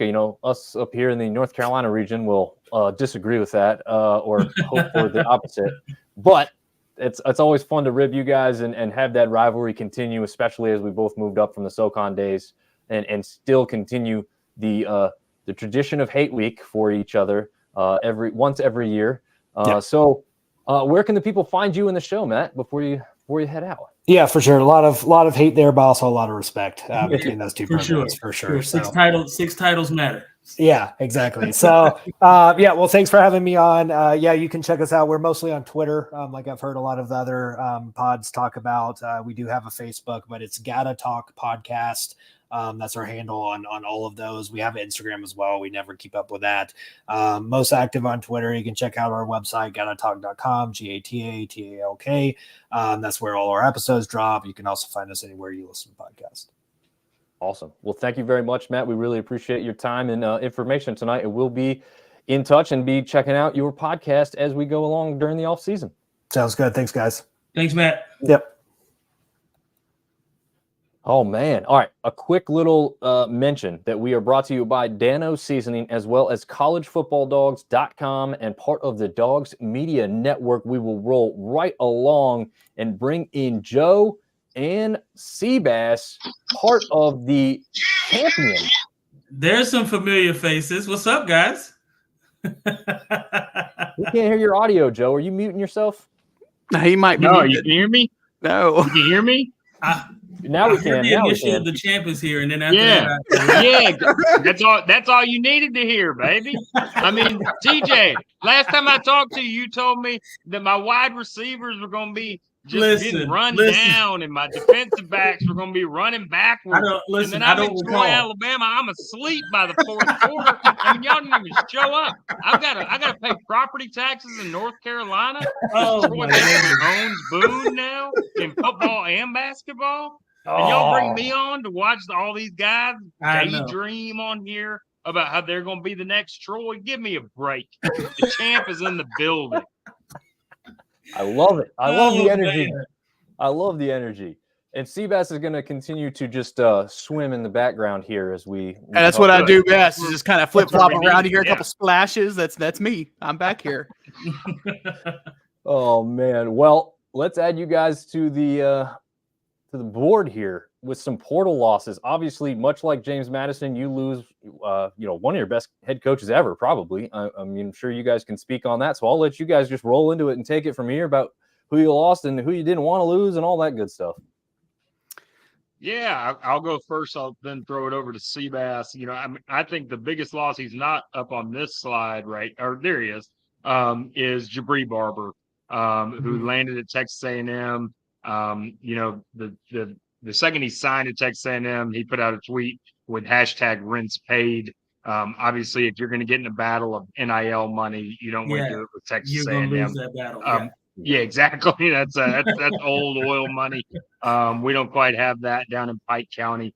But he did lead the team with 75 catches and 999 yards. He was 1 yard away from 1,000-yard season.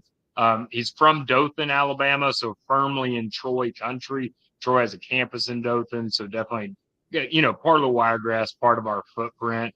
And it was just like more salt in kind of the Tez Johnson wound when he left last season to go join his brother in Oregon. Another kind of similar athlete, played a similar position. That kind of left Troy fans high and dry.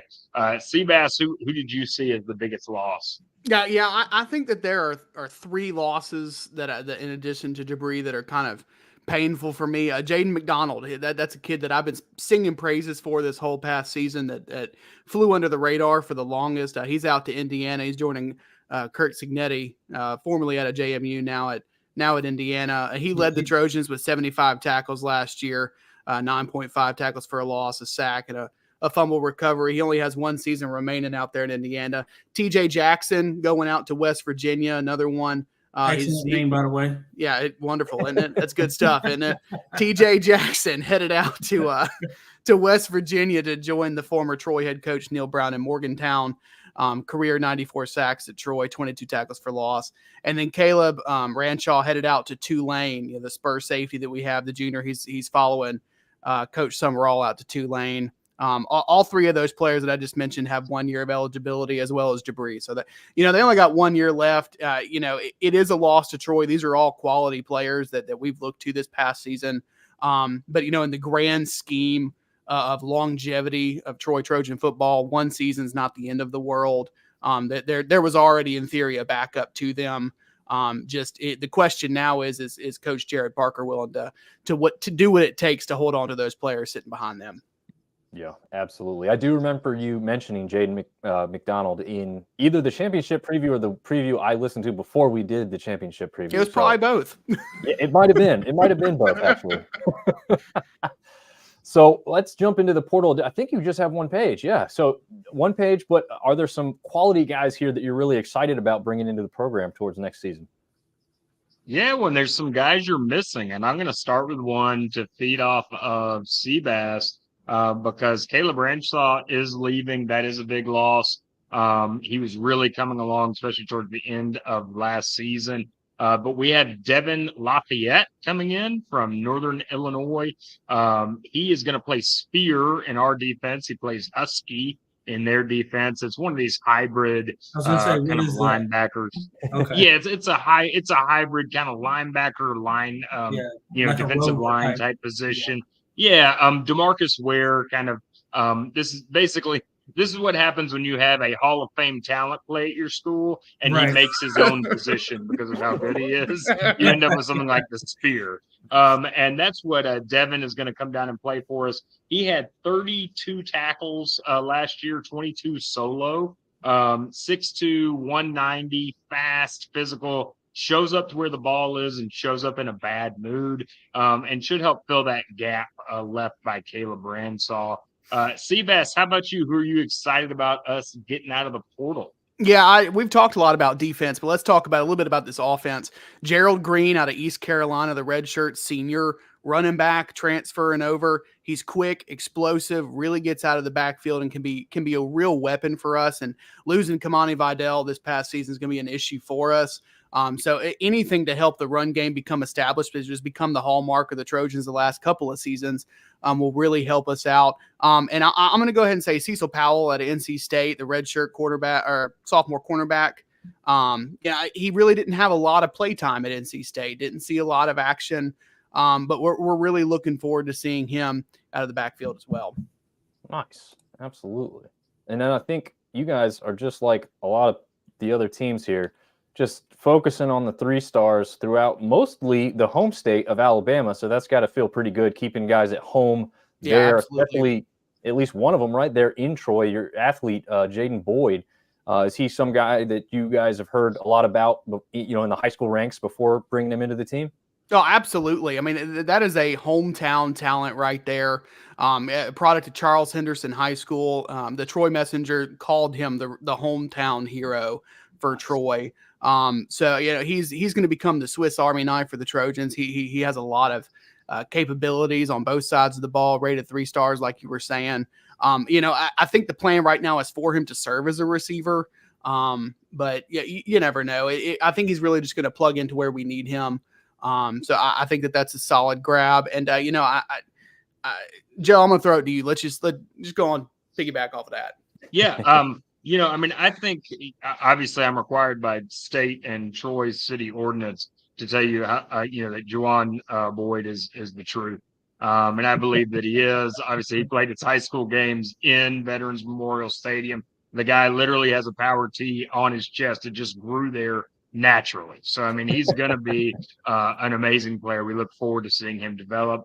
I'm most excited probably about Caleb McCreary. He's a quarterback from Montgomery Catholic Prep, fresh off a state title. Boys, can you imagine a better state of existence than to be an 18-year-old kid in spring semester of your senior year? You just won a state title in Alabama. I mean, this guy's living the greatest life he's ever going to live. Yeah. Enjoy it, Caleb. He's already winning. Right. And it was storybook. It was absolutely storybook. At Montgomery Catholic went 15-0 this past season, and they shut out their last 2 opponents. So in the semis and in the championship game, they gave shutouts. So, I mean, it really is storybook. And I feel like that's a great grab for Troy, especially Montgomery. It's 40 minutes up the road. I mean, that's a total win for them. Yeah. Yeah. And we got one of his teammates as well. So, I mean, it was one of those kind of double grabs. He throws a great deep ball. You go and look at his huddle videos. But he also has great wheels. He's going to need to add some size. He's only 180 pounds right now. Wow. So to play Division I football, he's going to need to bulk up a little bit. But I can testify that the Troy cafeteria can help you do that. So I think that he'll be just fine. And I really see him. He could be one of the future, one of the secret sauce ingredients, whether you're talking about under Larry Blakeney, under Neil Brown, under John Summerall, is having a quarterback that is a long-term, loyal Troy quarterback. And I could see this guy becoming that in this system. And so I'm really excited to see how he develops. Nice. Absolutely. Well, I didn't jump. I'll let this one sit here because I didn't show these names as long because I thought there was only one slide left. But unlike some of these other teams, you guys finished at the top of the conference last year. So you don't have as much to worry about as far as stuff to fix going into next season. However, what is the thought process of, matching this output going into next year with a new coaching staff and some, obviously, like you said, with Vidal now gone and some important players missing, What's the thought process down there in Troy? I mean, is it just a reload, or is it a little bit of a rebuild because of the coaching staff aspect, or what are you guys thinking for next year? Well, boy, I tell you, you ask 10 Troy fans, you'll get 13 different answers. Yeah, okay? That's right. It's we got new coaches all over the sideline, coaching new players, running new systems, running new schemes. Really anybody that tells you they've got a real firm idea of what Troy is going to look like next season is a liar, and you shouldn't listen to them. Here are the facts as we know them. We do have an easier non-conference schedule than normal. We've got Nevada and FAMU coming to the Vet, and then we're traveling to Memphis and Iowa. Troy will travel well to Memphis, and in Iowa, all you have to do is score one touchdown and you win state law, because they're actually not allowed to score 7 points or more. From the East, we got Coastal, but they're coming to the Vet, and then we got Georgia Southern away. Georgia Southern surrounded by Troy alums. So a very good turnout for us. That team in Mobile is listed as an away game. I know you have a couple of the Kitty Cats coming up next, but they haven't beaten us in Mobile in over a decade. A decade.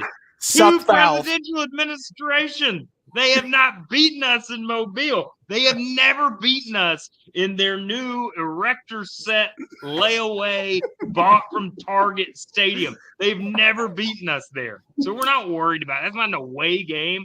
We just go to Carnival and get to watch an easy win.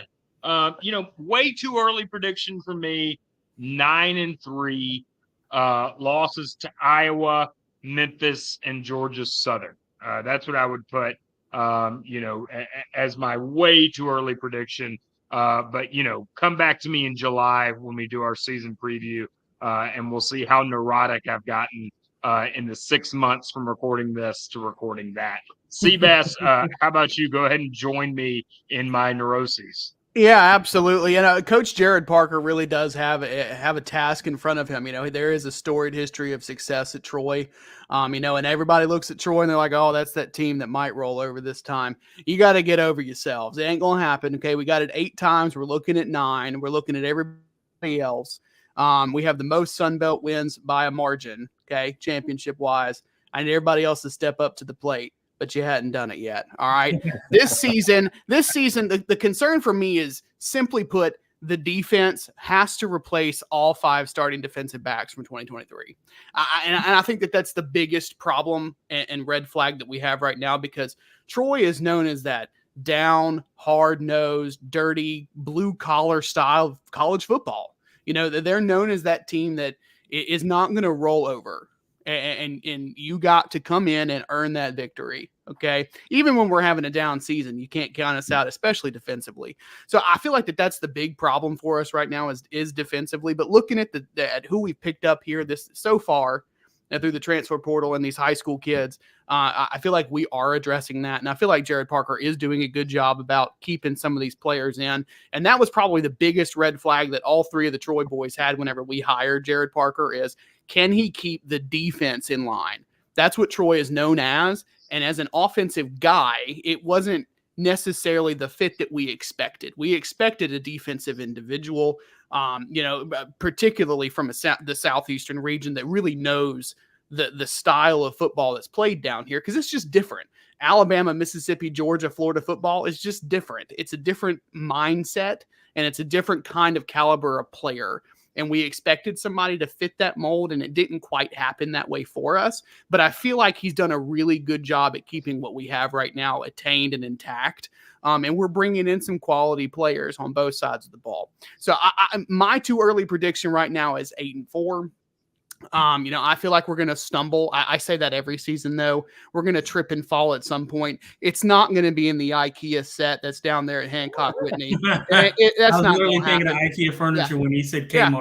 Well, it just ain't going to happen down there. Okay. But we might stumble to Lafayette. That's a reasonable stumble for us. But almost last year. Yeah, it was the last 2 seasons, if you remember correctly. Yeah. Lafayette is one of those teams that kind of really, really pins us down sometimes, but we've been able to overcome these last 2 seasons. But I feel like the Trojans are still positioned to be successful and then obtain that 9th Sun Belt championship ring this coming season if we can manage to tighten down on defense. Nice. Can't argue with that until it happens, right? So congratulations on the championship and continue to boast and brag all off season. And you deserve it. Yep, yeah, 2 years absolutely. on. Tell us where. From us. Oh yeah, I look forward to it. That's right. We got all those receipts from everybody else that's listening still. We have your receipts still. Yeah, we got it. You do. As always, gentlemen, I really appreciate you guys putting the time and effort. Sorry for the little delay getting you on, but good. we love the expertise from the conference champions. Again, you get to say that until next season. And so enjoy that. Boast and brag. We will be bringing on your favorite fans just behind you here in just a moment. But thank you guys, and tell everybody where they can follow you before you get out of here. Seabass, get them. Yeah, absolutely. Go Trojans. It's a blessing to be here and express the culture that is Troy Trojan football with the nation and the Sun Belt Syndicate podcast. Thank you for listening to us. Suck Fouth once again to those guys who are sitting in the waiting room. Get over yourselves once again. If I keep talking, I will get my journalism degree mailed to me directly from South Alabama. Anyway, yeah, you can find, thanks guys. You can find the Troy Boyz podcast on most all the socials, Facebook, Instagram, and X at Troy Boyz Podcast. We stream most anywhere you can get your podcast. We function through Anchor, so our official website is anchor.fm/Troy Boyz with a Z because we're super cool. And having said that, once again, go Trojans. And I'll let Joe finish that one out.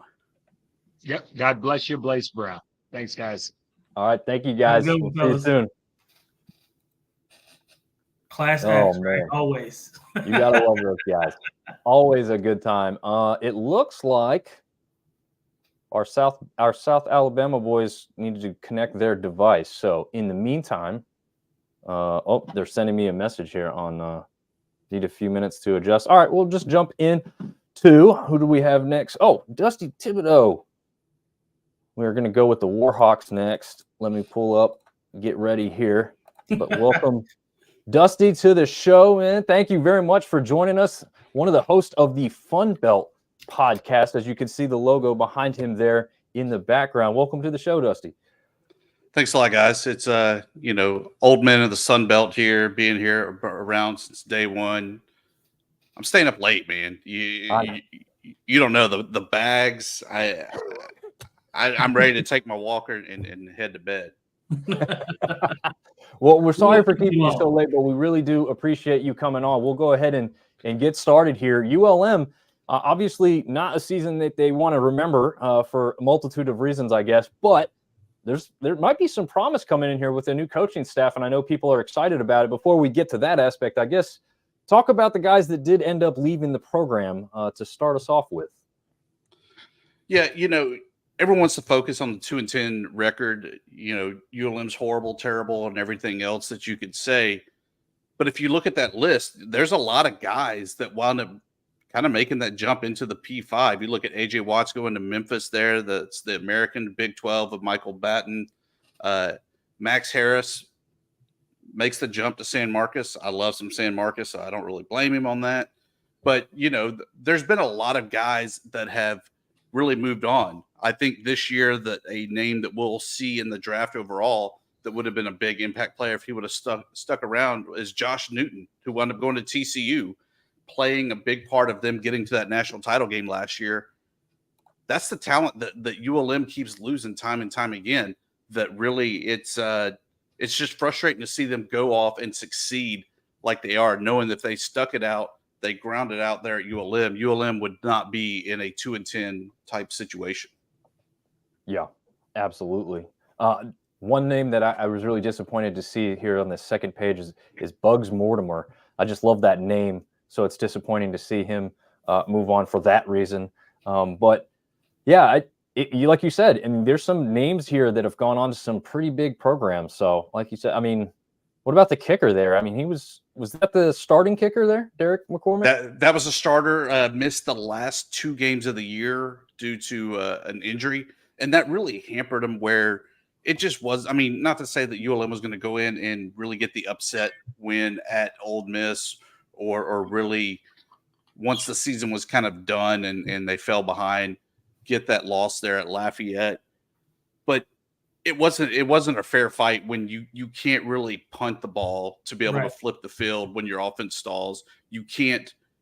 You have to go for 6 every time. You can't even really position yourself to kick the field goal. I mean, PATs were even kind of a struggle there. So not really a fair fight there, and definitely a big loss there to lose Derek McCormick. Yeah, absolutely. In addition to that, you mentioned Bugs Mortimer. That's probably the biggest thing that ULM's had is, if nothing else, on the Bayou, we have the names. I mean, we had Boogie Knight 2 years ago. We've had Bugs Mortimer. What more do you want? Yeah, I agree. I'm a name guy anyway. I love saying names. So. Oh yeah, it's the fun part of college football, right? I mean, there's a Kaniga coming out of you can get away with saying that, TJ, and I've seen that. And is it a good or a bad thing when mom's jumping in, going, "Wait, here's how you really say it"? I'd be leaning into it and NIL-ing it like there was no tomorrow. Yeah. That's because why not? Yeah. Very true. Yeah. Yeah. I'm not going to touch that one, but I thought something interesting here. They bring in 4 guys from New Mexico. Was there a guy on the coaching staff who came over from New Mexico? Is that why we're seeing an influx of Lobos moving in? No, there was a bet when Jerry Kill left, and I know Jerry Kill was at New Mexico State, but I still love Jerry Kill in the sombrero and everything. So I just like to think of him as New Mexico, regardless. They threw darts and it landed in Monroe, and that's how we got there. No, it's jeez. Only the guys in the ATL would say that. Right. My wife asked me that a bunch of different times. Man. She's like, this is before she even knew, and I'm married to a white woman, for guys who don't know. She's like, are we going to be able to say it? And I'm like, I don't know. I don't know. I'm not even trying. I'm glad you're not in the Sun Belt. That's all I can say. Why does everything turn south when I show up? I have just no idea. Yeah. Because your name is the Fun Belt Podcast. That's why. Yeah, exactly. We actually just picked up a 5th guy there, the quarterback, Aiden Arminton. There we go. I don't have him. I couldn't think of how to say it there. Head coach or the offensive coordinator departs, becomes head coach at ULM. He's going to bring a lot of his guys, a lot of the guys that really bought into him, that he recruited. Isn't that the truth? You almost. That's definitely the slogan. You can't flash things on the screen like that when you have an ADD guy, because he's just going to sit there and read it the whole time. I just like to do it so I can keep up with everyone who's chiming in. Like you said, that's you can touch on the JUCOs too after that if you want. Yeah, and but he brings a lot of guys. I like that because there are guys that are going to be familiar with him, familiar with his terminology, and really try to establish that culture because they know what the expectations are. I mean, it's really, I don't want to say a cookie cutter from what was going on in Albuquerque, but it's going to be kind of cookie cutter moldish of what's going to be on the Bayou there under Bryant Vincent. He also had some stops there at UAB, so you're going to see the flavors there of the Blazers really making the trek west as well. I like a lot of these JUCO guys. I know that a lot of people, I think back a lot of times to the Troy team, and really it seemed like kind of their downfall was when they went very JUCO heavy, that it's hard to get out of that cycle of having these guys for only 2 years. But I feel like in this day and age with the portal, you might not even have a guy for a year. And so it's just the nature of the game, the way the game is right now. So you just got to put together your 22 guys that you're going to have on the field at any given moment, throw them out there and roll the dice and see what the future holds. Absolutely. All right. So what about this high school class? There's a lot of guys in here that don't have stars beside their name, but maybe less in quality and more in quantity, just to see what this new coaching staff needs to build on. Is that maybe the thought process here, or is it just bring as many guys in and see who sticks? Or I don't know. This is just a large list of high school players coming in this signing class. Yeah, but if you look at it, the inverse of that, there were a lot of guys that portaled out. So even just to break even, you had to have a large number of guys coming in just to fill the roster. I really get excited, though, looking at these guys. One of the JUCO guys coming in, Jaden Hamlin, he was actually a 4-star by Rivals, the number 18 JUCO defensive lineman by 24/7. He's a playmaker. He had offers from LSU, Georgia. I don't even know the extent of why he slid to ULM, and I hate to say it that way, but that's the way it's always going to be when they go from a P5 and the top of the P5 into the G5. I like it, though. I'm anxious to kind of see what he can do on the field. Maybe I'm buying into the hype a little bit because we've all seen the guys that come in 4 or 5 stars, and you're like, how'd you even get a star? Maybe that's the case here. We'll find out in the spring. But for right now, highest rated recruit in the Sun Belt Conference there, Jaden Hamlin. Another guy that I really like, a local kid, and it's always good when you can land the local kids.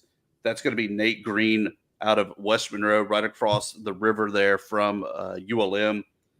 6'5", 275, good guy at the tackle position. His brother's currently a tight end. Is that a good thing or a bad thing that they're hitting each other on the line? Who knows? But at least mom and dad get to go to one stadium and watch him there. He was originally committed to Louisiana Tech, so good to have him coming into the Fun Belt. Nice. Very nice. All right, let's jump ahead. We got a lot of people built up on us, so we apologize to everybody in the waiting room, and you are included in that too, Dusty, for sure. What is the early outlook? I mean, obviously, like we said, 2-10 overall last year. It can't be as bad, right? Oh, it could be, but you look at the schedule, and look, you got to pay the bills. So you're going to Texas, you're going to Auburn. That's fun in it. You got Jackson State. This isn't Prime U, so this should be back to being kind of Sunbelt versus SWAC and a fairly competitive, but kind of learning what your team has as a season opener. I like that UAB comes to Malone Stadium. I think that's going to be a pretty good game there as well. The crossover games, definitely tough, where you have James Madison coming to Monroe, but then you have to travel to Marshall. The conference slate just doesn't really line up.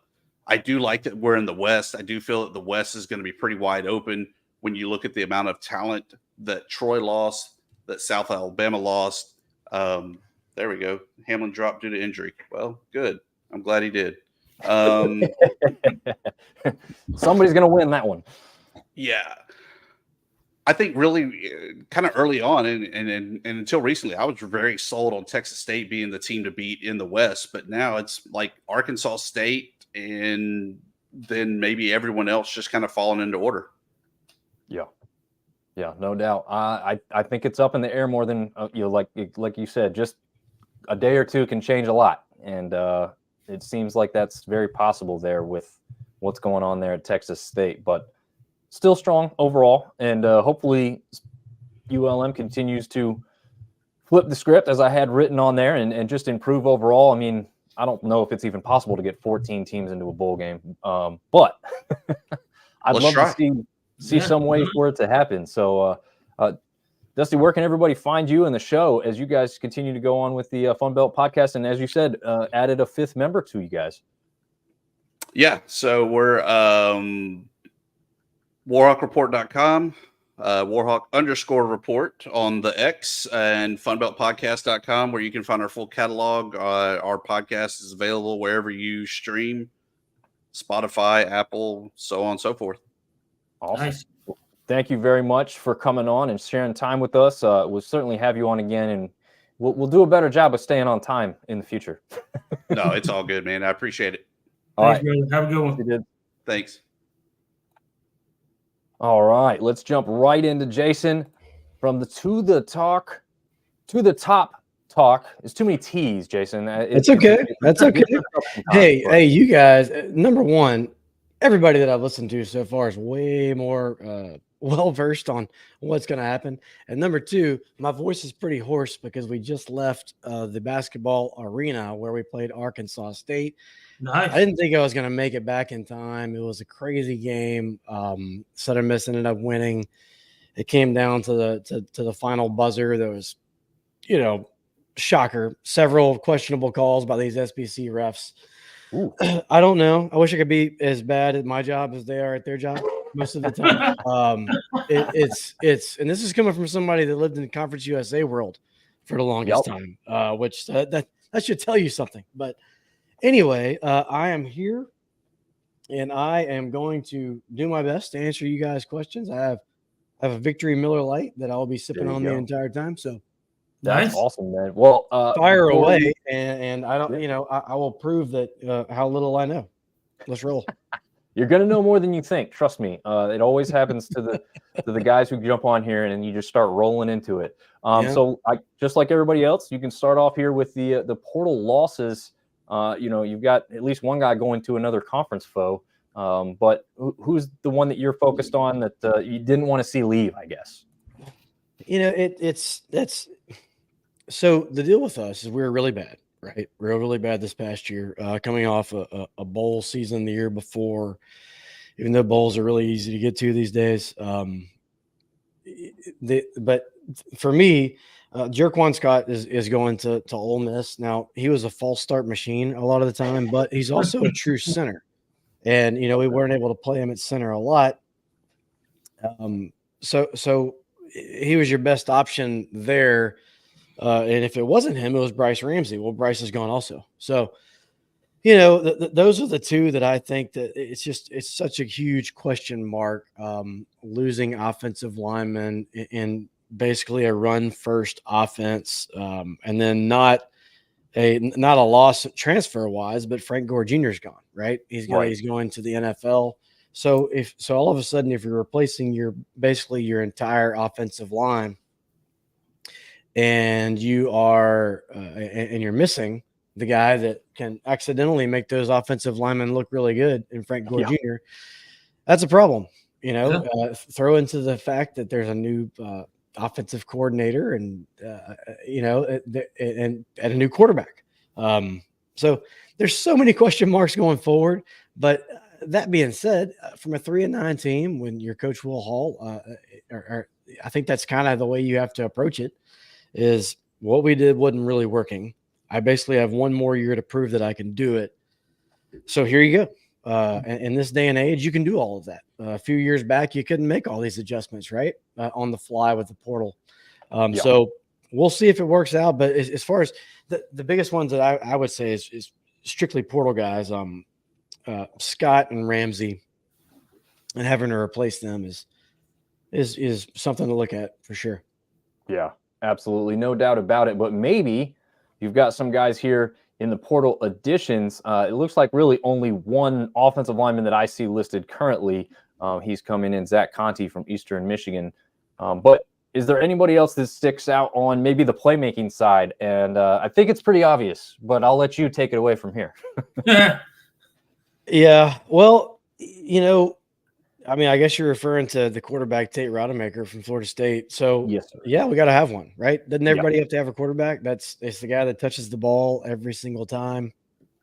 And we've been looking for one. In all of my years of following Southern Miss, every good team that we've ever had, we had a quarterback, and not anything against the guys that we've had. We played a kid at the end of the year named Ethan Crawford, who showed a lot of promise, but he's still an 18-year-old kid out there, right?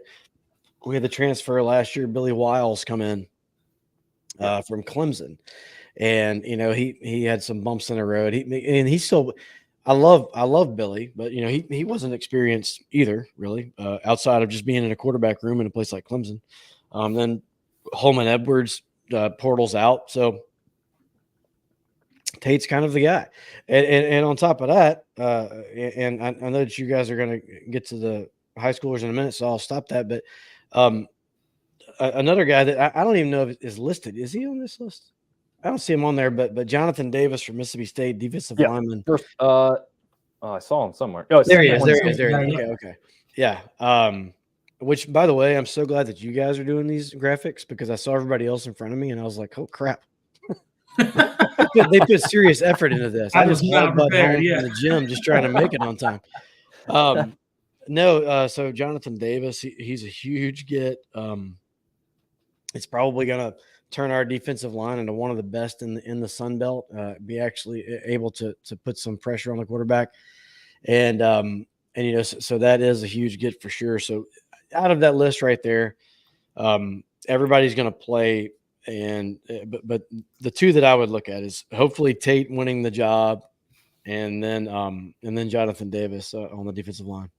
Nice. Absolutely. I think it makes sense. You even grabbed Trey Pinckney from Coastal Carolina, a linebacker that's got a pretty good reputation in conference. So you got some experience there. As far as the high school class goes, like you said, you had something you were going to kind of lean into. So I'll let you kind of pick it back up with what you wanted to touch on there.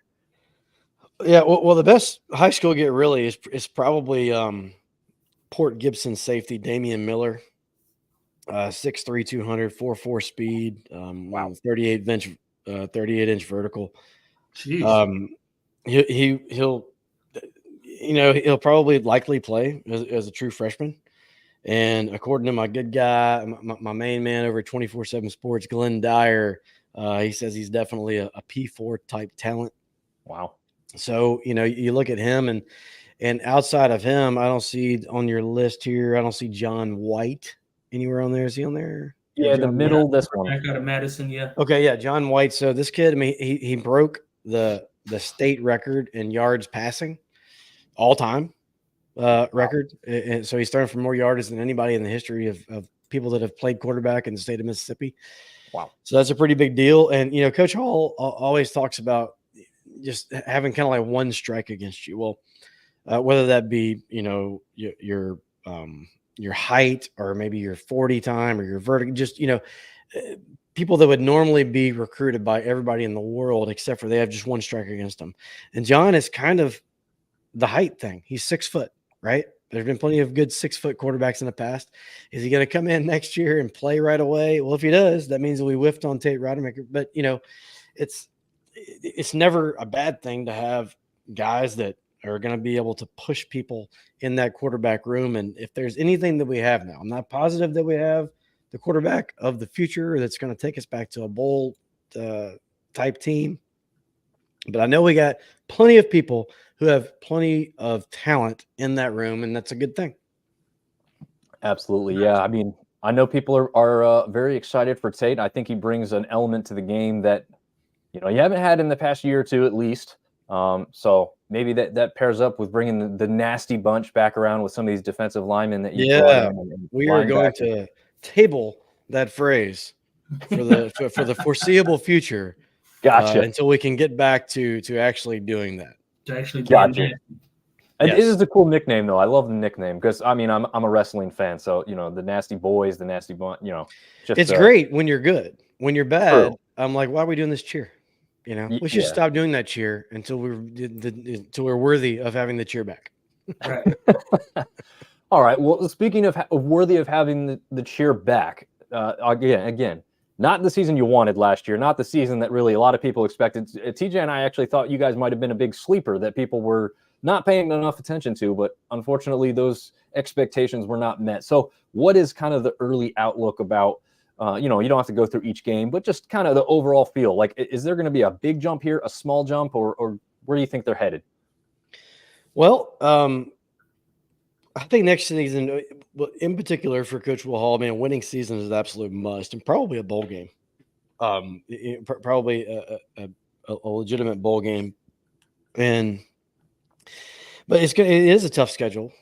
It's a schedule where we do have South Florida here, so that's going to be a little bit better than being there. But they return almost everybody on their team, I think. So Jacksonville State at their place, Turns out Jacksonville State's really good these days. Yeah. So whenever this game got scheduled, I'm pretty sure that was kind of penciled in as a W, but now we're kind of no good and they're really good. So that game scares me just a little bit. It's and then you just go through the entire conference slate. I mean, we get the Cajuns at home. That's huge. We get South Al at home. Southern Miss has never beaten South Al, which I know they love being called South Al. But we've never beaten. So it's hard for those words to even come out of my mouth. Yeah. Thinking about the tradition that we have here at Southern Miss, and even though we've been down for like a decade or so, we still are okay, right? It's just we're not where we were. I'm not positive we'll ever get back to that point. If it's going to happen, then this schedule I think lines up favorably. But I don't know how many of these games you're looking at that we're going to be favored in. Right. Getting rid of Ohio State and replacing them with Kentucky, that was pretty good. Yeah. Kentucky is the last time we played Kentucky, we went there and we won. So nice. There's so much that depends on this quarterback thing. And then outside of the quarterback, you go offensive line. So let me ask you this. If you guys are fans of football, if you're going into your season, you're like, well, I'm not positive we have a quarterback. I really hope our offensive line is okay. And we lost the best running back maybe in the history of the school. Those are three things that really temper my expectations for next season. Yeah. Which I guess they would temper anybody's, but it's make or break. And I do like a lot of these coaches that are on the staff. The new coaches that are coming in, Clay Bignell, defensively, and then Chip Long offensively. They have to get it done immediately. So we'll see what. As far as a prediction, I don't really get in predictions. I do think that if we're to have the same coaching staff after next season, that at absolute minimum, you got to win 6. Yeah. And I'm not even sure that'll do it. So yeah. Well, I'll give a range of 5 to 9. How about that? There you go. We'll broad stroke it. Yeah, there you go. That's all we're looking for. Hey, we just want to feel on it. But Jason, thank you very much for coming on, especially after going and enjoying the basketball victory there in Hattiesburg tonight. Where can people follow you and find the show at? Okay, you can follow me on Twitter at Bumper J Bailey, and then the show is To the Top Talk. Anywhere you get podcasts, we do have a new YouTube page. We're trying to drive some content towards that, getting into this video thing, doing live shows like you guys are doing right now. But it's To the Top Talk anywhere you go. And if you can't find it doing that, then, call me and I'll tell you. All right. That sounds like a plan. Thank you very much, Jason, and we'll be in touch with you soon. Thanks, Jason. All right, guys. To the top. All right, let's get these guys, the Jags fans. They've been talked down on a little bit here lately, and I think they may be ready to join us and talk a little trash back. I think we're going to have 3 of them. Yep, there you are, fellas. Can you hear us? Yes, sir. Can you hear us? Awesome. Yes, we definitely can. All right. So we won't waste any more time. I know you guys got to school in the morning, right? You guys are all still students on campus at this point? Sophomore. Yes, sir. All of us, we all got class bright and early in the morning. So nice. Well, here, we won't waste any more time. We'll let you guys just start rolling into it. I know we ran behind, but with the football talk, it is what happens. But I got to think the guy at the top of this list is the big one. Well, I guess, you've got Colin Lacey and Yane Banks. I'll let you guys expand on if you had to pick one, who was the biggest loss, or just can you not pick one? Well, at the top of, one of the guys that's really a big loss is definitely Colin Lacey.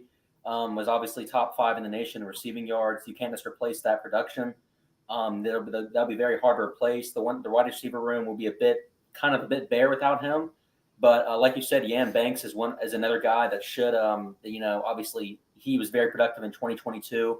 I think guys started to notice how good he was in 2023, and he wasn't targeted as much. So his production kind of went down this past season. But I think definitely Yam Banks and Colin Lacey, definitely the big 2 that are the biggest losses from the portal. Any thoughts on Jaden Weiss? And I know that with the I don't know. It looks like Colorado players, they have some type of relationship. They are literally trying to recruit him on Twitter, from what I've seen, to leave. Yeah, I saw that in the comments. Yeah, that was unfortunate to see. However, he did a couple minutes ago, he tweeted out the apple and the white emoji. So staying hopeful. He did delete his I'm back posts, but I mean, I'm holding that hope that he'll stay. Yeah. Isn't it weird that you gotta? Well, I guess not for you guys. You guys are younger, but I know for myself and Dominic, relying on social media to tell us what we need to know about about movement in the portal and movement about guys leaving and that kind of stuff. I remember back in the day, you found out via newspaper, you found out on ESPN, you found out via reporters. Now everybody owns their own story, so it's funny, but it's also a weird way of finding news now. Yeah, well, we found out about our coach leaving at 9:00 p.m. on Twitter. So yeah, they found out at the same time we did. So isn't that funny? They don't give them the common courtesy to have a meeting first, and it's like social media explodes. Yeah, that's yesterday. Insanity. Yeah. They were told about an hour and a half. Also, Gavin Forshaw, the linebacker, I think he withdrew from the portal at some point. So I don't believe we're losing him. Gotcha. Yeah. Gavin Ford, from Kansas State. Nice. Brennan's kind of our all knower of information. So. Yeah. Nice. Moses on top. I relied on 24/7, and I know they're not always up to date, but I did review Dallas Gamble in there for some reason, even though he literally never went into the portal. So that was funny, I guess. Oh yeah. Oh man. Well, jumping into the additions, I guess there's only one page of them there. What do you think about Ladarius Webb Jr.? I know you guys are familiar with the last name and everything here, so is there a relation? Yes, that is LaDamian Webb, one of our best running, if not the best running back in our program history. That is actually his cousin. Ladarius Webb Jr. is cousins with LaDamian Webb. Nice. And Ladarius's dad was actually Ladarius Webb Sr., and he won Super Bowl with the Ravens back in 2013, Super Bowl 47. So that's the tie there. But I guess, in this instance, you could say if you can't beat them, join them. That's kind of what we've been saying. Obviously, 33-7. But Ladarius, one thing that stood out about me is I even saw him in person. And, one of the players even told me this himself, Sean and I, he is pretty small. If you look beyond, if you look at, how much he's about 5'8". LaDamian is 5'7". But Sean even said, why would he be safety at 5'8", and maybe even switch positions? But that's one thing that stands out. Ladarius Webb is, he's definitely going to help our safety room, especially if, especially since we've had a few of our secondary guys leave. Jalen Jordan's one guy that's leaving. So he'll definitely help right away.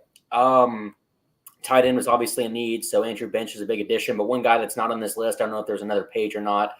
We did just pick up linebacker Akeel Washington from Liberty.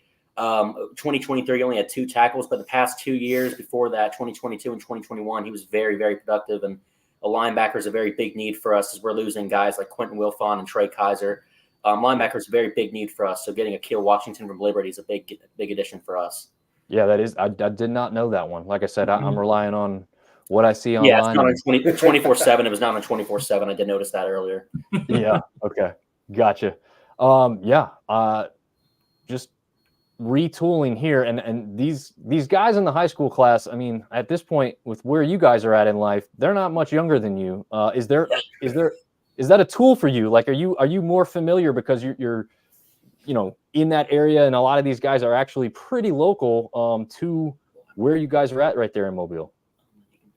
Well, actually, I'm in the recruiting department in South Alabama, so that actually does make. I'm looking at all. I'm very familiar with a lot of these guys, and I've had to meet a lot of these guys in person.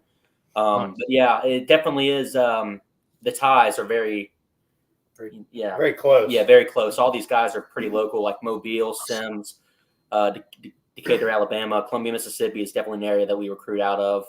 Mobile, none of these were really surprising when it comes to location. Definitely all very local. Yep. And Pelham is probably one of the further ones. That's down near Birmingham. New Orleans, 2 hours away from here, I believe. In Madison. Yeah, Madison. That's another one that's pretty far. But in terms of area, lots of local guys, which is something that Kane really made really like to do a lot. Really just keep a lot of the Mobile guys home. So that's something that shouldn't be changing anytime soon, even with Major coming in as a new head coach. Yeah, absolutely. So I think that there is one more page just to show those guys who are coming into the program there officially signed, I guess. So we look at this here. Obviously, not the season that many predicted for the Jags. I know a lot of people, including myself, had them, and I think TJ even had them taking the West before last season started. They obviously had the offense at times. Looked like the defense struggled to be what many people thought they could be. Obviously, this question doesn't even include the most recent news, but you've now got a head coaching flip as well. So what are your guys' early expectations for next season? Do you kind of even excel on the field as much as the record would indicate, do you think? Or is it kind of one of those situations where the team probably improves, but the record may not greatly improve kind of thing? It's kind of hard to say at this moment. I think we're definitely losing a lot of key guys, especially defensively. I think offensively, having Gio Lopez plus our running back room, I think offense should be all right. But it's really just going to be a matter of, with this 30-day portal window, we'll see what happens there. There's still a lot of things that can and will change. But for now, I'd say obviously expectations are not as high as what they were last year. Last year, I guess this might have been a little bit delusional, but I had us going like 10-2, 11-1. Right now, I'm kind of floating around that 6-6 range. So I think, especially in Major's first year as the head coach, I think a bowl game would be it would be a pretty good thing to expect. Mm-hmm. Yeah, no, I think that's very fair. But I don't think your expectations were out of line. I mean, I think a lot of pundits and experts even out there all really had South Alabama earmarked for a championship appearance, especially after what they had done last year. They come in not having to rebuild or retool much and just were expected to kind of elevate their game just slightly in order to get to those records or that record that you just spoke about. So I don't think you were out of line there, but I do think that they can get right back to, the winning ways without much of a crazy change. But like you said, now the coaching aspect comes a part of that. And, I know TJ's gone through some coaching changes throughout his life as far as probably all different kinds of levels, but not probably the easiest thing to go through, at least in the beginning of the season. And we know sometimes we've got some FCS games, sometimes we've got Power 5 games to go against and try to learn these things. When it's FCS, it's a little easier. When it's a Power 5 opponent, you better come prepared and be totally prepped and ready for games like that one. But, we appreciate you guys coming on. I know we kept you later than we had intended initially. Anything you guys want to follow up with, obviously tell the people where to follow you. A plethora of information, especially for as young as you guys are. So we really appreciate you sharing all that with us tonight. Yep. Yes, sir. Thank you. One last thing we wanted to mention. Yep. We are still looking for we're still looking for 5 position coaches and an offensive coordinator. And an offensive coordinator possibly. So there's a lot more coaching changes still to come. Yeah, Major Applewhite was our offensive coordinator, and I'd assume within the next maybe 2 days, even tomorrow, he'll probably say something about whether or not he's going to be the offensive coordinator or if he'll be looking for someone else. But I'd assume that he probably goes the route of looking for someone else, someone new. And it is also reasonable to speculate that we could also bring in a co-defensive coordinator. I don't see that as a huge likelihood, but it's still possible. Mm-hmm. Yeah, no, that makes sense. Certainly familiar with Major Applewhite, that's for sure. Yeah. Yep. But absolutely. Starts now. Yep. Yeah. So guys, mention quickly where everyone can find you and continue the journey with South Alabama football. Yeah, y'all can find us on Spotify and on iHeartRadio. Both of those will be on at Jag Nation Radio. So you can find us. That's our Twitter handle. That's every handle in the book. So if you go there, you'll find us. And if you want to follow me personally, it's at Jags Football Guy. There you go. All right, guys. We appreciate it very much. Thank you for coming on. We'll have to do it again sometime soon. Yes, sir. Thank you, guys. Thank you, guys. See you guys. Good night. All right. So we got through that one. And those guys, a little camera trouble, but definitely knew their stuff there. And yeah, absolutely. Impressed. Speaking of someone that knows their stuff, we've got Kara Richey in the background, big-time Arkansas State fan and I'm just going to call her an expert because I've heard her speak plenty of times in the past, specifically on the Black and Gold podcast when she was a featured guest. Really knows her stuff. Welcome to the show, Kara. Sorry for the long delay. All good. I know once you get started talking about something you're passionate about, that sometimes the conversations end up lasting a little bit longer than maybe you initially planned. So yes. I totally get it. No worries at all. And thanks for the invite. Yeah, absolutely. In a good way, you got to watch probably the entirety of the basketball game without any problem. Yeah, we're going to call it a good way. Yeah, I guess, yeah. But the news that we heard was not good for your side. But I heard there was some questionable stuff. So I'm going to have to go back and watch that one and check out exactly what happened in there. But another night in the Sun Belt Fun Belt. So, you know, some interesting twists and turns, I would say, from about the last 2 minutes on. And I'll just I don't want to, you know, throw my bias into it. I'll just let you guys watch it and decide for yourself. Sounds like a plan. Yeah, definitely we'll have to do that before the show on Friday. So we will jump into the football talk. As you said, the passionate stuff that we really love. Basketball is seemingly secondary in the Sun Belt, but we know football is king. So talk to us a little bit about who you guys didn't want to lose, I guess, to start off with. Well, I'll be honest with you. The portal, at least this round of it, was not too detrimental to Arkansas State. When you're talking about significant losses to the portal, you're really just looking at Javonte Mackey, who came in and started every single game this season for A-State at linebacker until he entered the portal and then therefore did not get to go on the bowl trip because he had already pieced out. Statistically, I mean, that's it. Gavin Potter had some really good reps backing up some of these guys at linebacker. He primarily played the backup at the mic. So he played, and actually his snaps started to taper off at the beginning, or excuse me, at the end of the season. Jackson Daly was a backup quarterback. He started game 3 of the season, but then after that, they handed over the reins to Jalen Rayner. That went very, very well. So you're going to miss him for depth, for leadership. You're going to miss Mike Sharp for depth, but he was probably about 4th or 5th on the running back pecking order. Ashton Rustmeyer was probably about 3rd at his spot on the interior of the defensive line. And we never really got to know Christian Hunt at all. So when you're looking at, you know, significant departures, you're kind of only looking at Javonte Mackey. He was the only starter that hit the portal. So again, you're kind of crossing your fingers if you're an A-State fan, because we know there's a whole nother round of this coming up in the spring, and we know how crazy and quickly things can change in this league in college football. Yeah. So right now you're just you're crossing your fingers and hoping that this is just a sign of more good things to come, that the portal wasn't too hard on the Red Wolves so far. Yeah, absolutely. And I know that Butch Jones has had a lot of success really in the recruiting department as far as, you know, well thought of classes coming in. Maybe they don't always translate, as we've seen, but after a rough start, a great finish really to the season. You're finding the quarterback of the future for sure. Where are you seeing people excited as far as the additions from the portal thus far? Well, so full disclosure with A-State, and I mentioned this to you guys when we were talking about this beforehand, A-State is yet to officially announce any of its portal additions. Last year, A-State announced, you know, a couple of those, and after the initial signing day, you had another guy that decided to hop back in the portal. So Jones just decided this year you would wait until everybody was on campus, everybody was fully committed, and I am assuming we'll get the official list, I guess, the February signing day is when they'll announce any new additions, you know, from the high school ranks or all the portal additions. So it might still be a couple of weeks.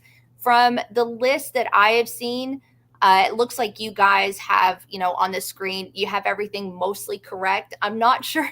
I've heard some other names, and I'm trying to remember who's public and who's private, because I certainly don't want to take that news from a player and say, oh, so-and-so is coming to A-State and they haven't publicly announced yet. So we're going to go with the list that's on the screen and talk about these portal additions. Obviously, the most intriguing portal addition is Malik Hornsby from Texas State. Because, you know, he's a familiar name in the Sun Belt, backing up Finley last year at Texas State. He's a familiar name in the state of Arkansas because that's where he started his career, was with the Razorbacks as a backup quarterback there and playing back up to KJ Jefferson. But, you know, left Arkansas after a couple of years, went to Texas State, played a little bit at the beginning of the season, didn't really get on the field much after that. And then I do know that A-State went and recruited him after he left Arkansas, but ultimately he went and joined that Texas State roster. But the fascinating thing, of course, is that he's going to go through a position switch. So he's played quarterback his entire career, went back, even tried to see if I could find like some receiver stats from him in high school. And no, like this guy is a quarterback. This young man is a quarterback through and through. So it's really interesting that he's going to make this switch. He does have some incredible speed. So that's certainly going to help A-State, because I don't necessarily, in terms of returning production for A-State, and I mean production, not just returning players, but in terms of production, it's not like a super duper fast group. There's some good production, but I wouldn't necessarily think of them as like borderline track guys. Malik Hornsby kind of fits that mold. He's a big time speedster. So easily the most intriguing get there from the portal that we know of publicly at this point in time. Nice. Yeah. I think he's going to be a weapon. TJ himself was a quarterback who transitioned to wide receiver, so he's obviously got plenty of experience. And then the great Armonte Edwards from App State, as everyone knows, famously transitioned from a quarterback to a wide receiver at the top level of the sport. So I think this is, I don't know if underrated is the word, because I think a lot of people are aware, but it's a really interesting thing that could be a really big benefit to what A-State has been trying to do with the quarterback position, and pair him up with an possibly electric wide receiver to go with just an incredible talent, both on throwing through the air and rushing all over the football field. So I'm excited to see what he can do with that position, and I'm sure TJ can say the same thing. Yeah, absolutely. I mean, like I said, coming from a guy who's done it, played high school quarterback, and then went to Appalachian State and played wide receiver. Being an athlete certainly helps with that transition. So I'm excited. I mean, and again, the speed aspect of it, assuming, because there's more to it obviously than just speed, right? But assuming he has the abilities in terms of catching the ball, running the right routes, from a quarterback perspective, he knows the offense or can pick it up pretty quickly. I think this could be a huge get. I certainly hope so. There's A-State returns a ton of production on offense, but there are going to be some catches up for grabs because Jeff Foreman departed. And he had a really good career at A-State, departed due to graduation, and he finished with a little over 500 yards this season, 3 or 4 touchdowns, I think. So not a ton of catches up for grabs, but there are some. So you need somebody to be able to come in and step in that role, and that could potentially be Hornsby or perhaps one of the young players stepping up. As far as any of the other portal guys that kind of get my attention, if I could speak it into existence, I would have Jordan Mahoney and or Kyle Taylor be the most important impact additions, just because those are positions where A-State needs help. There's not as much returning production on defense as there is on offense. And the secondary was hit probably the hardest of any position due to graduation. So, if you could have Mahoney come in and fit in well after the 3 years that he spent at UMass, or if you can have Kyle Taylor come in and add some depth there at linebacker, those would both be great. So I'm kind of going to manifest that for A-State. That's the goal. There you go. Yeah, I like it. So, the signing class, as we said, or as you noted, it contains a lot of 3 stars, but we know that still these ones are also not, officially official as of yet. But who's the guy that's making a lot of noise that you've heard a lot about? I mean, got a Josh Flowers from Mobile, Alabama as a quarterback. Obviously, it's not a huge position of need at this moment, but maybe a guy for the future or something. Josh Flowers is hands down, the biggest get on paper in this class. And so the 3-star ranking is from 24/7. And I love 24/7 so much, because what they do is when they have a player that decommits from a Power 5 university and then commits to a group of 5 one, they usually knock down his ranking. So Josh Flowers is actually an ESPN top 300 commit. He's the first one in program history and one of just a handful ever in the Sun Belt since they started doing those rankings in 2009. He was at one point in time committed to Mississippi State, and then they had the coaching change. And once they had that coaching change, Arkansas State offensive coordinator Keith Hackendorf was the very first guy to be able to get in and go see Flowers. Butch Jones told us a story on signing day, and he didn't necessarily name offensive coordinator Keith Heckendorf by name, but it kind of sounded like Heck went down there to visit Josh Flowers and like got stuck in a ditch in his front yard. So the entire family had to pull him out. So I guess that's one way to just really make yourself memorable on a recruiting trip. I would say so. Yeah, I have to get like towed out by a family, but whatever it was, it worked because Josh Flowers committed just really, I guess, pretty much almost as soon as he was like a free agent or whatever. Not very long after he decommitted from Mississippi State, he committed to Arkansas State. By the way, he signed. So all of these guys are signees. They signed in the December period. And Josh Flowers is actually an early enrollee. He's already on campus. There were a couple of other players that were early enrollees as well. But he just had, I mean, you look at the offer list and it's Mississippi State, it's Florida, it's Auburn. I think he had an Alabama offer. But again, he was committed to Mississippi State for so long that those offers kind of, I guess, probably disappeared a little bit later on in the process. And then, you know, coaching change, he ends up at Arkansas State, which is great. It's going to be really interesting at quarterback. I have a ton of faith in Jalen Rayner. He had an awesome freshman year, but you've got to have some kind of competition in that room, and you got to have somebody come in and push him. Josh Flowers is also a dual threat guy, just like Jalen Rayner is. And right now, like, there's hardly anybody else in that room. You had Shrout graduate, you had Jackson Daly and Christian Hunt enter the portal. So basically at the end of the year, it's like Jalen Rayner doing like the Will Smith impersonation where he's standing around in the house in Bel Air and like everybody's moved off and left. That was Jalen Rayner in the quarterback room at the end of the season. Like everybody's gone. So you have to have some kind of depth. You have to have some competition in that room. And I think Josh Flowers is going to bring it. I certainly hope so. He's certainly got, you know, the accolades and the numbers on paper to be able to be that guy to give Rayner some competition. Nice. Very nice. So with all that being said, where are we looking to find the Red Wolves in the upcoming 2024 season overall? It better be in the Sun Belt Conference Championship game. And I say that because I feel like everything has been building towards 2024. You know, as fans, we always have high expectations for our team, but sometimes they're based on like hope and a little bit of delusion. You know, like if this guy goes out and has the best year ever in his career, and if this guy takes 6 steps forward, then all of a sudden this year is going to magically be awesome. I don't think that's the case for Arkansas State. I think there are real legitimate reasons as to why this team should be the preseason favorite in the Sun Belt West.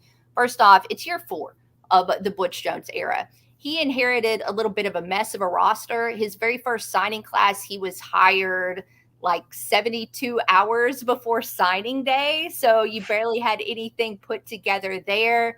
But, you know, year 1 and 2, those were tough. This year, Arkansas State, of course, made it to the bowl game. So you saw some good progress, especially at the end of the year in conference play.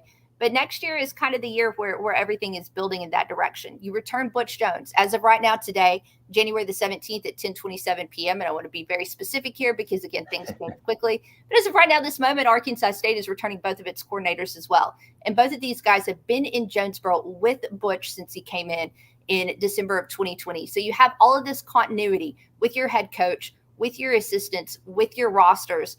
And I went through earlier, and I'm so sorry. I'm about to throw some numbers at you because I did the math, and I hate math. So if I did math, we're going to talk about math. But you look at this A-State offense, and A-State returns 90% of its points scored, 91% of its total offense, 95% of its rushing yards, 80% of its receiving yards, 80% of its passing yards, returns 4/5 of its starting offensive line, and most importantly, returns first-team All-Sunbelt center Jacob Bayer. I don't know how much you guys have looked at these Sunbelt All-Conference teams from 2023 and just how much turnover there is. Jacob Bayer is the only player on the first-team All-Sunbelt offense that's returning next season. Everybody else is gone, either via portal graduation, or I think maybe Frank Gore Jr. was on there, and so of course he declared early for the NFL. You have one returning guy in the Sun Belt on the first team offense. You only have 2 on the first team All Sun Belt defense. So this A-State offense, you know, you've got Jacob Bayer there leading the O-line. You've got a very young quarterback who's going to take some big steps forward. You return a 3-headed monster at running back. You return your top 2 receivers. You get a tight end back that had had a knee injury, I think midway through the season last year, but was A-State's top tight end. You get him back, you get him healthy. You just need the defense to be okay. And I think this team can be one of the last teams standing at the end of the season. After that, I think I fully agree with you. Yeah, I'm sold. You got me. Yeah. I mean, I don't know if this team is going to go out and put up, 77 like it did on Texas State every game, but there's definitely some potential for some points coming up next year. Nice. Yeah, there's definitely not a doubt about that. Yeah, especially with all, like you just said. I mean, you didn't average out all the percentages together at all, did you? Wait, what do you mean? Like the overall offensive production overall? 90.1% of total offense. Jeez. That's where they want to be. Yeah. That's got to be the highest in the league. Got to. So I'm really interested. So like Bill Connolly of ESPN, who used to do stuff for SB Nation forever and has always been very stats based and very analytical. He always does returning production rankings, but he does them a little bit differently, not just looking like straight up at yards, but it's like the percentage of your O-line starts back and the percentage of your sacks. And he's very meticulous about it. I'm fascinated to see when he puts those out where Arkansas State's offense is going to rank. It has got to be way high up there. Yeah, I would think so, because with what you've just said, that I didn't realize it was that much production coming back, but yeah, and then like you said, that is it 77 they put up? I knew it was over 70. 77 points they put up. Well, so the Texas State game was really weird. So the A-State offense put up 49 points. And then there was a 17-minute stretch of the game where the A-State offense was not on the field, but yet Arkansas State outscored Texas State 28-7. Oh, ouch. It was that's fun. ridiculous. I liked it. Yeah, I bet so. Well, man, Kara easily blew me away with everything you just told us about Arkansas State. So, yeah, I'm impressed and definitely in my head calculating who I'm going to put where in the West even more so now after hearing all that information. But, yeah, TJ, got any final questions? No, I think she answered literally everything that I was going to ask. Yes. There's no question. No literally everything. Concern. Yeah. So, no, thank you for joining. I appreciate it. Let us know where we can find you on social media. Sure. I spend way too much of my time on Twitter, X, whatever we're calling it today. I'm at Kara_Richey.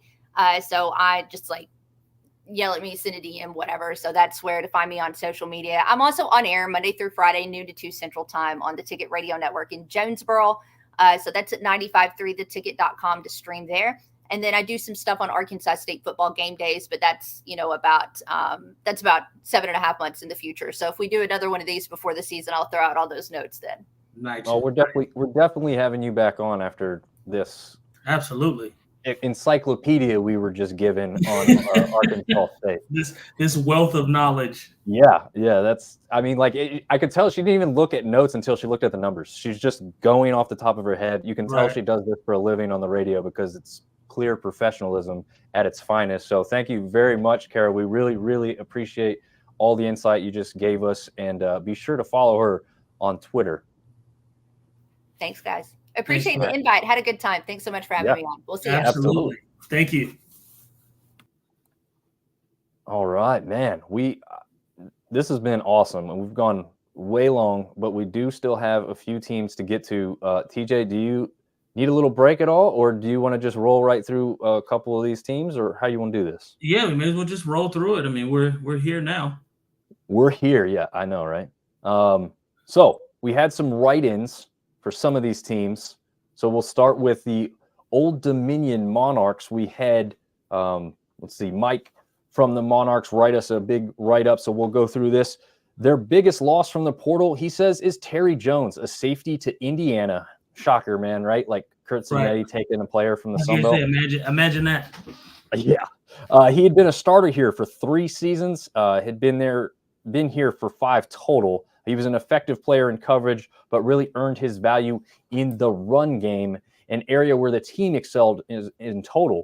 He's a great tackler who brought great energy and leadership to the defense and played with an edge to him. He will be certainly missed. As far as their biggest gain, our secondary was hit hard in the portal, losing 4 starters. So while the most talented addition may be a different position, our most impactful additions have been in the secondary. So he says, I'll go with Patrick Smith-Young from North Texas. Okay. He started every game this past season as a redshirt freshman for North Texas. Hey, I know a guy who started as a redshirt freshman, TJ, when he went to college.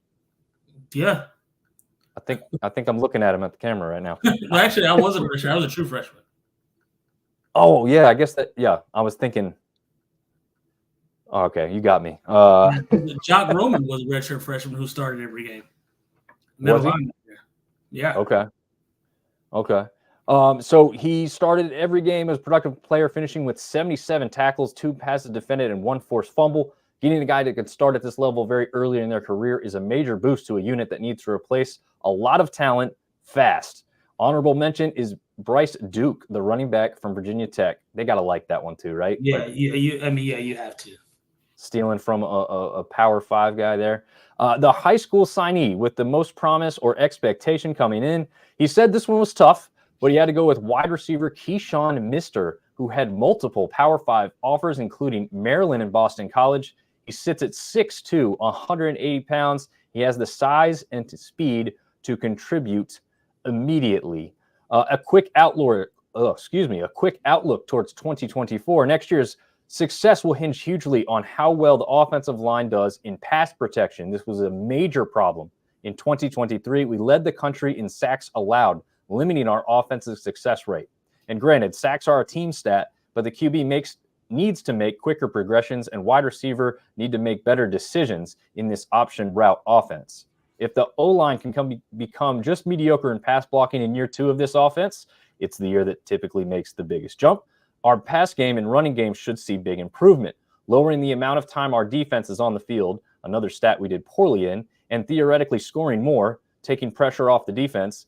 If they can shore up the O-line, they have the ability to take another step in 2024, but that's a big if at this juncture, and we are currently in a wait-and-see mode as far as that is concerned. My question to them was going to be, is Grant Wilson QB1? I mean, we saw some moments and some times where he really was clearly their number 1 option last year, but, do they have somebody that they've brought in now that they, even a young guy that they might think has a chance with, they are in a hotbed of recruiting there in that Virginia Beach area, as you know, pretty well.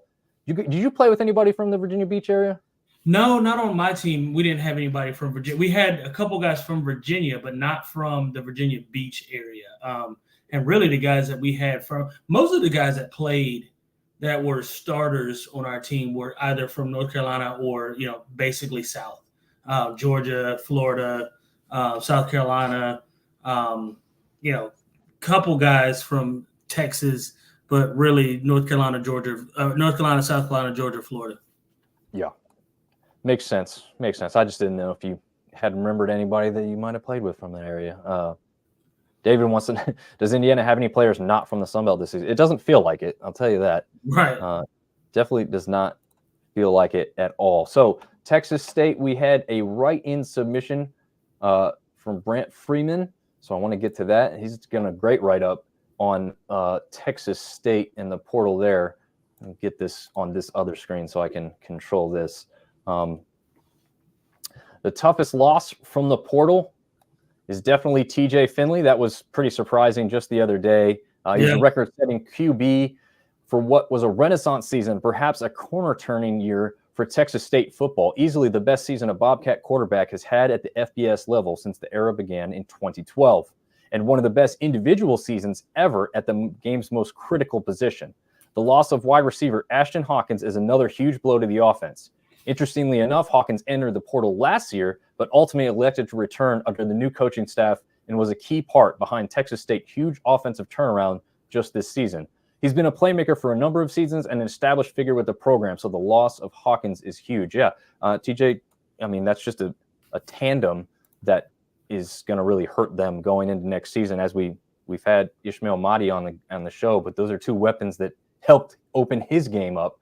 How much of a factor do you believe that'll play into Texas State next year? Yeah, I mean, it's going to be huge because, I mean, first of all, TJ Finley in love with the guys from a football perspective. I mean, he can make any throw on the field. He's not your run type, but he reminds me a lot of Byron Leftwich, who's kind of liking him to him when he played at Marshall way back in the day.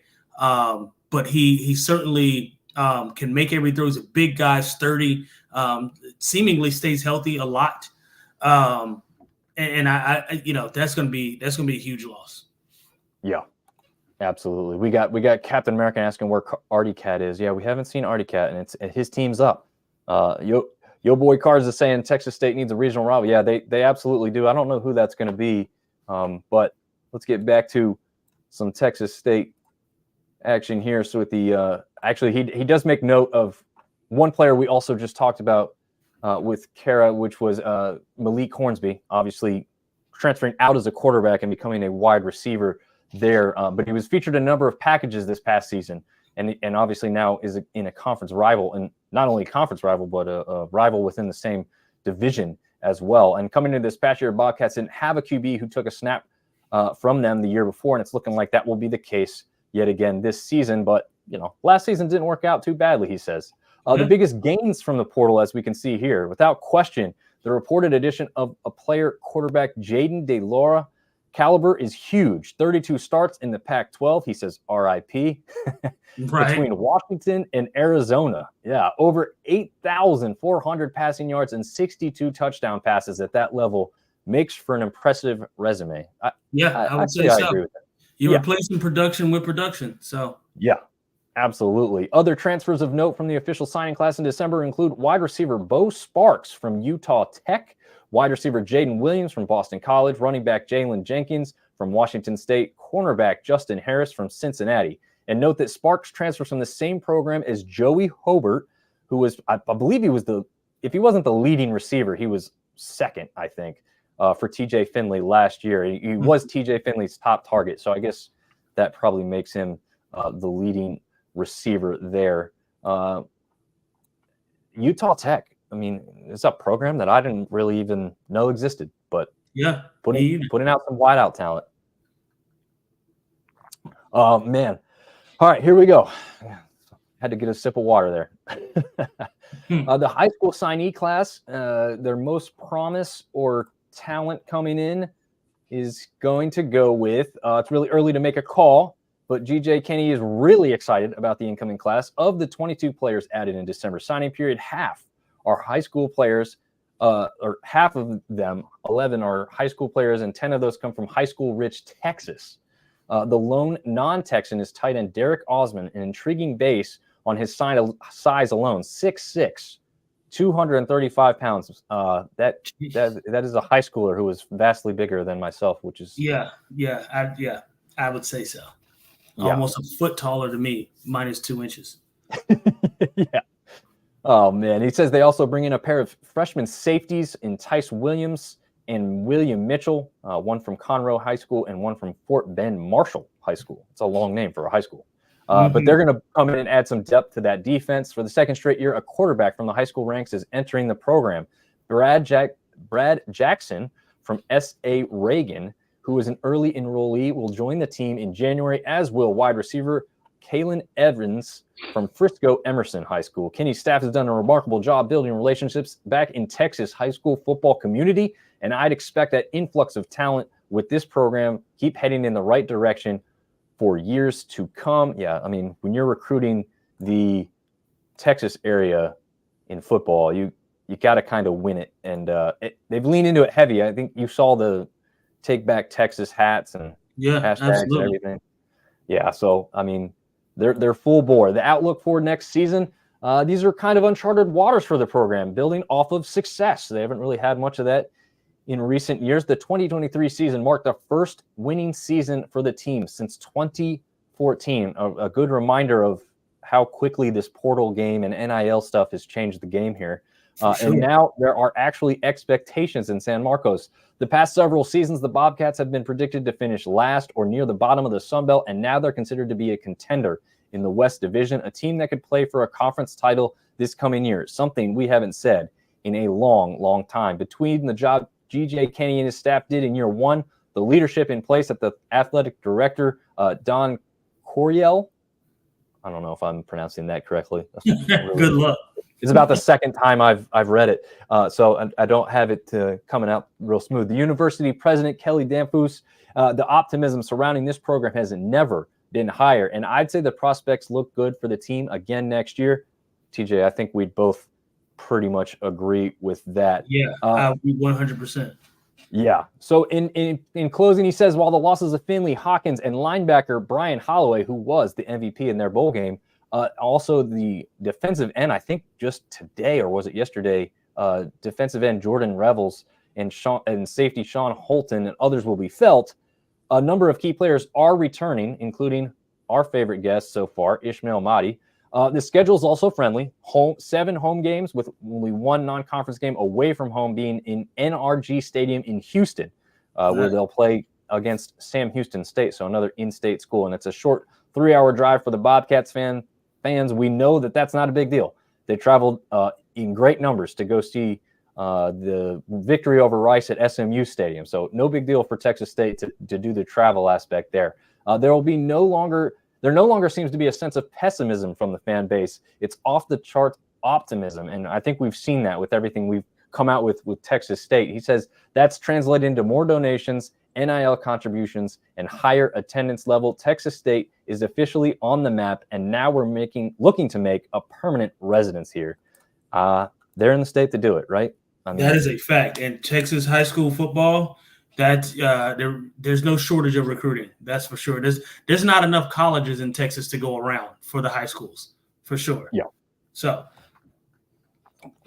one thing we didn't ever hear from the Strut podcast, but there is an understanding there. They had already had a show scheduled, and they were talking to their president of the university. So probably took a little precedent over us. They were going to try and get me something. I would say so. Yeah, it didn't quite work out, but hey, we can cover this one pretty good. We've been aware of this team. I would say it's pretty obvious that their biggest loss to me is quarterback Grayson McCall going to NC State. I don't know. What about CJ Beasley? I mean, he's a big loss to them as well, and so is Jared Brown at the wide receiver position to South Carolina, I guess. Yeah, I mean, I would say certainly CJ Beasley just because of the style of offense that they were running. I mean, they didn't throw the ball a ton. So it's one of those, one of those situations where, and then going to, Georgia State certainly hurts, a team that Coastal has struggled with in the past. So, I see CJ Beasley being a huge loss, but certainly not as big of a loss as a Grayson McCall. Yeah, absolutely. And Captain America, TJ, he started to get in a little coaching with his son, right? Nothing crazy yet. Yeah, I coach flag football, 6-7-year-olds. I'll coach essentially my son until probably middle school, high school, maybe high school. I don't know. We'll see. But right now, just getting my feet wet. Till he takes a Sunbelt job. Right. Well, the goal growing up was always to be right out of college to be an offensive coordinator. I know. I have the mental capacity to do it. Just not ready to take the step back and pay cut. Yeah, really, right? I mean, it's either you love it and you do it for that, or you don't because the money's not quite there. And it feels like some of those guys have to put in a lot of time at places they may not want to be to get where they want to be in the end. Sure. And that's one thing that I don't like when people say, well, those coaches get paid outrageous money. It's like, yeah, but you know how many years they got paid nothing? I was going to say, how long they were coffee and Aaron boys?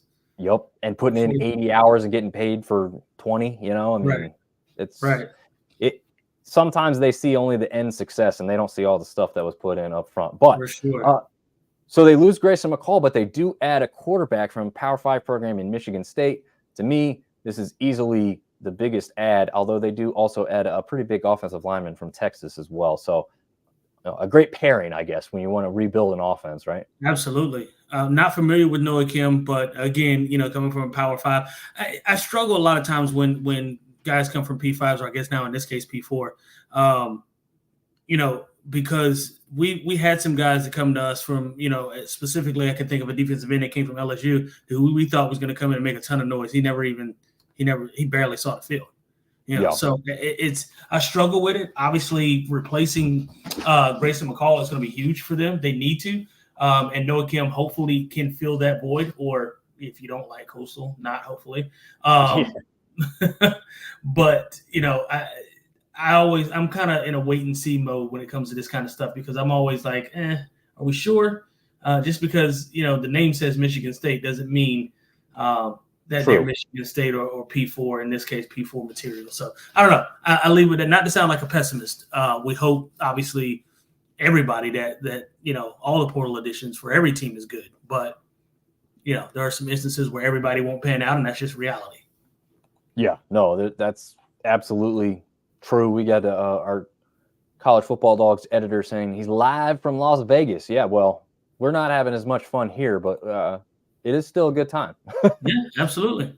Going a little long. I know, TJ's trying to recover from the wisdom teeth thing, so he's probably dying over there. But I promise, TJ, all good, brother.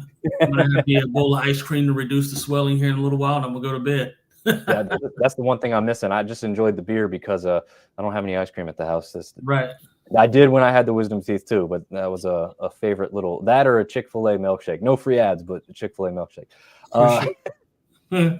A little ribbing there from Yo Boy Cars, because the last time they found themselves in a conference, well, it wasn't the last time. I guess they made it against Troy's, but they never played the conference championship game against the Ragin Cajuns. Speaking of high school signees, I mean, they did keep a guy there locally from Myrtle Beach. They've also got a guy from Valdosta State, but Valdosta, Georgia, which we know is rich in talent. Sure. And yeah. Where the home played at Valdosta State. Yeah. I mean, that's one of those teams that's like expected to make the playoffs and probably even the championship like almost every year anyway. So they look like they really upped their recruiting game in the Texas and Florida area. Mm-hmm. You're always going to find talent down there. So I'm sure some of these guys can jump out of the woodwork somewhere. We got two guys here locally, TJ, Xavier McIntyre from Cornelius, North Carolina, and wide receiver Jalen Harris from Harrisburg. Sorry, I'm up from that Pennsylvania area where there's a Harrison, or Virginia, where there's a Harrisonburg, Virginia. I almost said that. But yeah, I mean, they got talent coming in. I think Tim Beck is probably putting in place the guys he really wants to use and train with and bring up to the level that he expects them to play to. So I'll let you lead off with how you think Coastal could look going into next season with everything we just kind of talked about there. So I'm two ways about it, right? Because it depends on the quarterback position. That said, it's not like they had a ton of production out of the quarterback position to begin with, right? I mean, they weren't, it wasn't an earth-shattering quarterback performance that they had last year. So the hope is that, the quarterback that they bring in, Michigan State guy, or I saw a guy out of Jacksonville, Florida, that, freshman is coming in, that they can be at least marginal, right? Or at least, serviceable with the talent that they have remaining and, returning and coming in. But I don't know that the loss at quarterback is detrimental to them. So I'm going to say probably close to where they were this year. I'll say they finish. Hard to make these kinds of predictions. I'll say 7 to 9 wins, right? They're not going to be world beaters. Right. But, they also won't suck. Yeah. I think, I agree with you on the quarterback aspect. Excuse me. I think we talked about this early last year. It's like, I don't think Tim Beck and Grayson McCall were on the same page early on. They got better, but I don't know if they ever fully, and maybe that's why he left. It is funny that he goes to NC State after Tim Beck had just left NC State. That's another story. But right. This kid that they're bringing in, Noah Kim, may be better off because Tim Beck has seen something that says, this is a kid who already kind of fits into my system. I just got to put him down here and do it. So, yeah, I mean, it'll be interesting to see how that goes. We like to save the best for last here. Of course we do. So I'll start off by saying that the Black and Gold podcast guys couldn't make it. I'm kind of glad we didn't try and loop them in. I had told them, hey man, we'll put App last, and you just jump on later towards the show, and it's only going to be 2 hours. We're about to be in the third hour now, so I'm glad they didn't stick around for this. But we did have them write in. The biggest portal loss from Alex is Nate Noel. Disagree? Of course, yeah. I mean, yeah, obviously. I mean, Ryan Berger was. I mean, I think he started the first couple games of the season, but we all agreed that he, Joey Aguilar was the guy. Yeah. And I think we've got a couple guys over here, but he does make mention as well that Nate Noel made us a better team. We're just better if he's here and healthy. I also think Spellman could grow into a big contributor had he stayed. And what really hurts, I'm sure, you don't like to see it either, is that he transfers down to, a team right down the mountain there in Charlotte. Right. I don't know why, but yeah, you do wonder why that happens when you go to a team that's as bad as Charlotte is. I was going to say, I mean, it's maybe playing time. There's a lot to it. I mean, and you never know these things. You certainly can't count on Charlotte to have a ton of money. The city of Charlotte has money, but I don't know that they're giving it to UNC Charlotte. So there's a lot to be, information terms to be desired. Yeah. What do you think real quick about the Ryan Berger just announcing he's going to Liberty today, and then App State opens up the season with Liberty next year? I don't know if he'll be the starter as the kid there at Liberty. I'm going blank on his name at the moment. Yeah, I'm getting him. I do think, listen, Ryan Berger is serviceable, and he's not somebody that I'm high on and beating down the door to go see. He is a serviceable quarterback. He's somebody that can make a difference. But he's not. He's the way they describe quarterbacks in the NFL are, you got game changers and you got game managers, right? And he's a game manager. He's not somebody that's going to win you the game. He just won't lose it for you. And so that's what I think of when I think of a Ryan Berger. The difference between him and Joey Aguilar can go win a game. He can put the team on his back. He can throw for 300 and some odd yards, rush for another 50 if he needs to. Ryan Berger is not that guy, and so I think, and it's no disrespect, and there's a lot to be said for game managers. There's a ton of them. It's just. He doesn't move the needle for me for Liberty. So if he does come in and he is the starter, I think we stand a good chance of winning. But that remains to be seen. Yeah, I think. I mean, I agree with you, but from probably even a different aspect. I don't think we even just know enough, right? I didn't see enough from him to know for sure anything. But I agree with what I did see of what your assessment is. I guess is the easiest way to say it. So yeah, I mean, a loss for a depth position, but by the end of the year, he wasn't even number 2. I was going to say he didn't even finish the year the number 2 quarterback. So no, and I don't even think he was number 3 by the end. But that could have been just because he knew he wasn't going to get back on the field, right? That might not have been it. Once you get past the second play, who knows at that point? Yeah, exactly. And by the way, Ragin Review did come on the podcast. He recorded early, and I was just trying to get through these ones so we can have him play us all.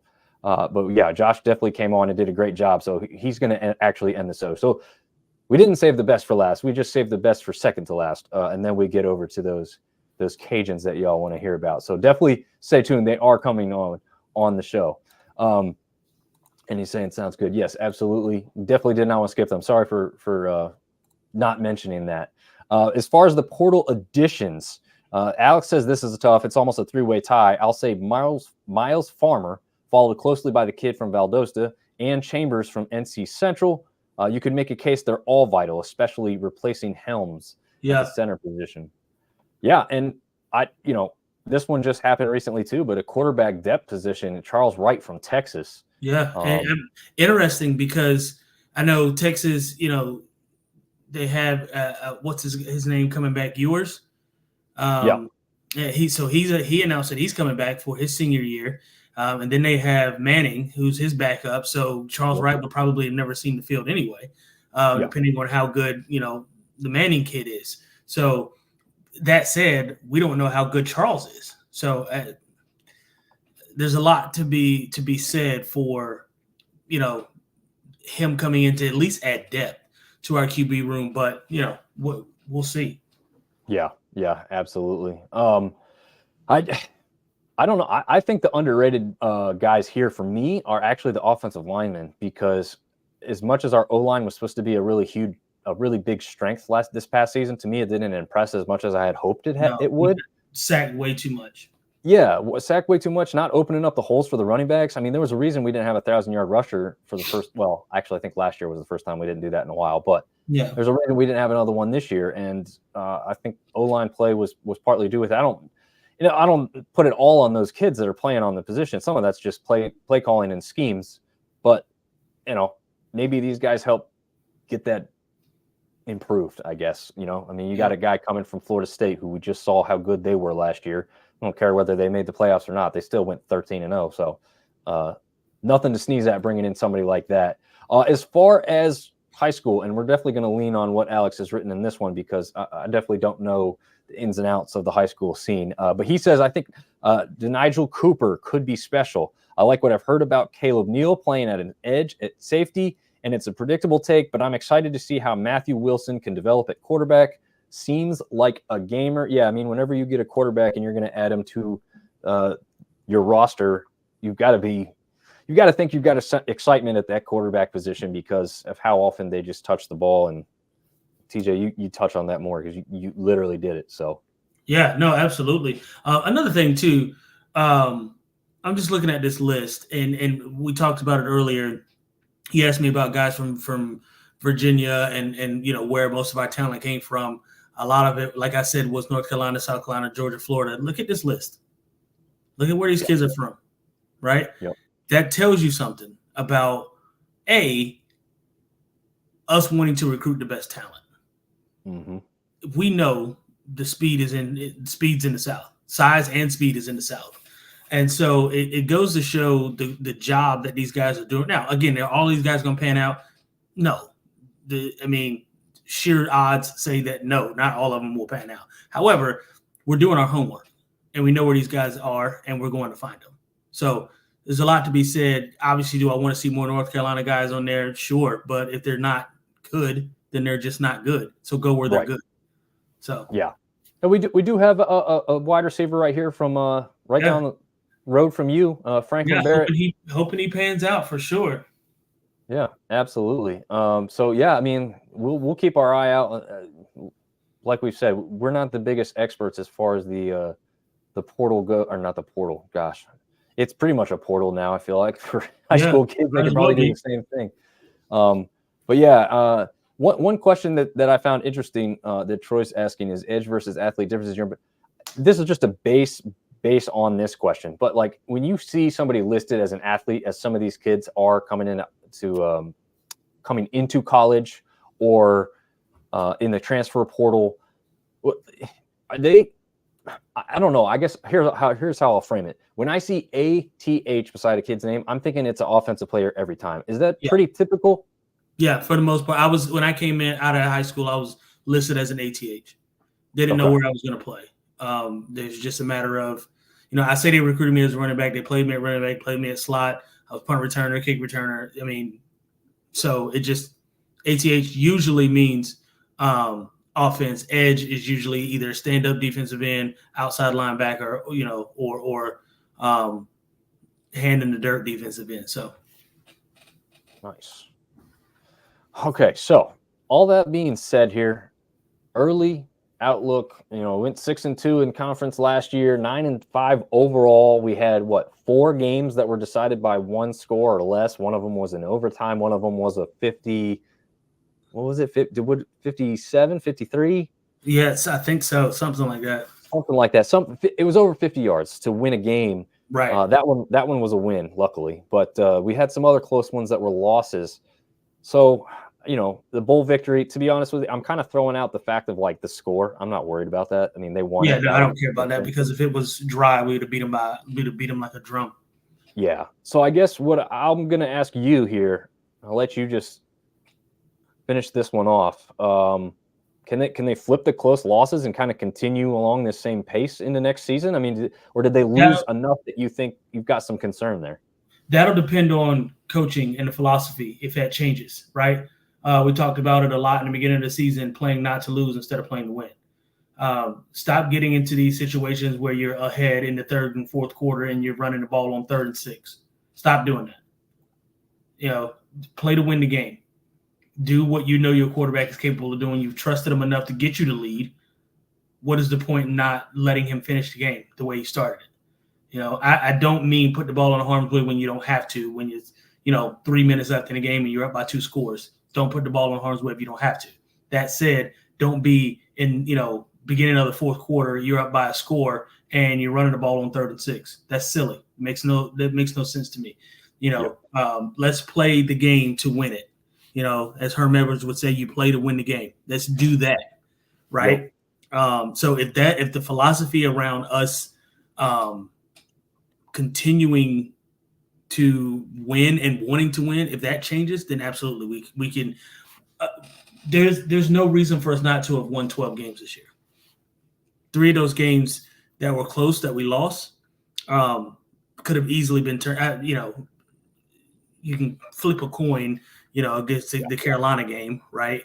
But then there's other games we went on to Wyoming. There's no reason we should have lost there. It's those kinds of things that if the philosophy changes, then the outlook changes and the outcome changes. So I said a lot of words to basically say, coach the damn game, right? Coach it in the fourth quarter the way you coached it in the first quarter. Yeah. Yep. Always attack, right? Isn't that absolutely what the mantra was? And dear old dad's chiming in here. Too conservative early last year. Yeah, I mean, he was sitting right beside me for the UNC game, just like you got to enjoy it with your father, TJ. He said it a few times then, so I know that he was a lineman when he played, so he was seeing some stuff that I don't see, just like you do when you former players watch the game, and you can read in and see some things a little better than the guys who haven't seen the game at that level, I guess. But TJ, I think that'll about wrap it up as far as, and I don't want people to go away because we still have the Ragin Review to come on. Josh from the Ragin Review, he's going to show us out here. But I'm going to let TJ go and get some of that ice cream put on them teeth. So we'll go ahead and have him sign off, and we will end the show with Cajun outlook and everything that we just went over with everybody else. So we will let Josh take over from what we went over earlier today. And be sure to check out Thick Thighs and Large Fries, TJ's little cooking channel, you want to call it, I guess? Yeah, absolutely. And I don't know about a channel, but we certainly post food. My son just made some really bomb mac and cheese last night. He's turned into a mini chef. I mean, literally from start to he did everything. Nice. He's 6, guys. Like, he's 6 years old, and he's making his own homemade. The only thing we didn't do was the flour roux because he's not there yet. But we did the heavy cream, butter, adding your cheese, and turn the heat off kind of deal. He did it from start to finish. Super proud of him. Super pumped. Hopefully he grows to love cooking as much as I do. But yeah, Thick Thighs, Large Fries. Give me a follow. Click on some stuff. I don't necessarily post all of my recipes. But if there's something you see that you like, certainly DM me, and I'll be more than happy to send you what I do. So awesome. Well, appreciate it, TJ. Go out there and get you some ice cream, and I will play us out with Josh from Ragin Review. All right, everybody. Welcome Josh from Ragin Review to the show. Josh, we appreciate you making the time and effort to come on and talk to us about your Ragin Cajuns today. Thank you very much for jumping on with us. Thanks, Dom. We appreciate the opportunity. Always trying to spread Cajun across the nation. Coming to you live from the frozen tundra of Lafayette, Louisiana. Yeah, how cold is it down there right now? Last night it was 4. Today it was, I think when we woke up it was about 11. And right now I'm working with about high 20s. So, unfamiliar territory for us. Yeah, I was going to say, that's not typical at all, is it? No, not at all. We don't freeze very often. Right. Okay. Well, I think we're warmer up here in North Carolina, as weird as that sounds to you. But yeah, enjoy that cold. You feel like you're in Boone right now, or Huntington, or somewhere where the Sun Belt currently resides, I think. But anyway, let's jump into why you guys are here. and talk to us a little bit about your Cajuns. We'll start with the what your thought is on your biggest loss in the portal thus far. As we know, this stuff never seems to end. The biggest loss is obviously the headliner. Zion Chris goes to Houston. We had some hopes that he would stick around. Just didn't work out, and honestly, this is the environment we live in now. So shouldn't be a surprise to many people. But losing Zion's a big factor. I mean, he's the best player we had on offense, and some people would maybe argue that Kendra Gant, that also went to Houston, our best linebacker, our best defensive player, would be your biggest loss. But I think at the quarterback position, there's just no question about that. I think he's your biggest loss. Yeah, the guy that touches the ball on just about every play, unless you do a wildcat, right? Does it hurt more that they went to Houston? Because I know that you guys kind of compete for some recruits, but I know they're also now at what they consider the P5 level. So Houston has been a peer institution of ours for as long as I've been alive. Unfortunately, over the last few years, you can see the influx of money that they put into that program. I mean, you got your Fertittas of the world just dumping ungodly amounts of money into Houston athletics, Cougar athletics. And yeah, it does hurt because there was a time where they'd come to Cajun Field and we'd beat them. And there's a time when we'd go there and beat them. But now they're in the Big 12. And look, we love the Sun Belt the conference. Don't get me wrong. I mean, we're happy to be here. We think that G5 football is probably the only real representation of what college football used to be and should be. But yeah, to see a peer like that go to a P5, a P4, whatever you want to call it, it stings a little. It does. And they're not that far away, 3.5 hours. I mean, it's pretty local. Yeah, absolutely. That's why I know none of us at this level like to lose anybody we think of as at least on the same level playing field. And I know that, like you said, they're now in the Big 12, but it still feels like they're not like fully in there to me. I don't know how you guys feel, but it's like when your big brother gets married. He's still your big brother. He's just going to go off and have kids and have a wife and be an adult now. It's kind of how it feels. Yeah, absolutely. No doubt about it. So on the good side of things, you guys have added some pieces to the team through the portal already. What are your thoughts on maybe the biggest one here, or if there's two guys, just give us two of their names and talk a little bit about what you guys expect or have heard from these guys. Well, I can tell you this. I can't get too far into it because we've been asked not to by the coaching staff, but there is going to be an announcement for a transfer guy, pretty local, that's going to come across the wire here in the next probably week or so. So anybody who's interested in Cajun football, pay attention to the transfer wire that's going to be coming. But I think that individual will have a big impact on our defense immediately.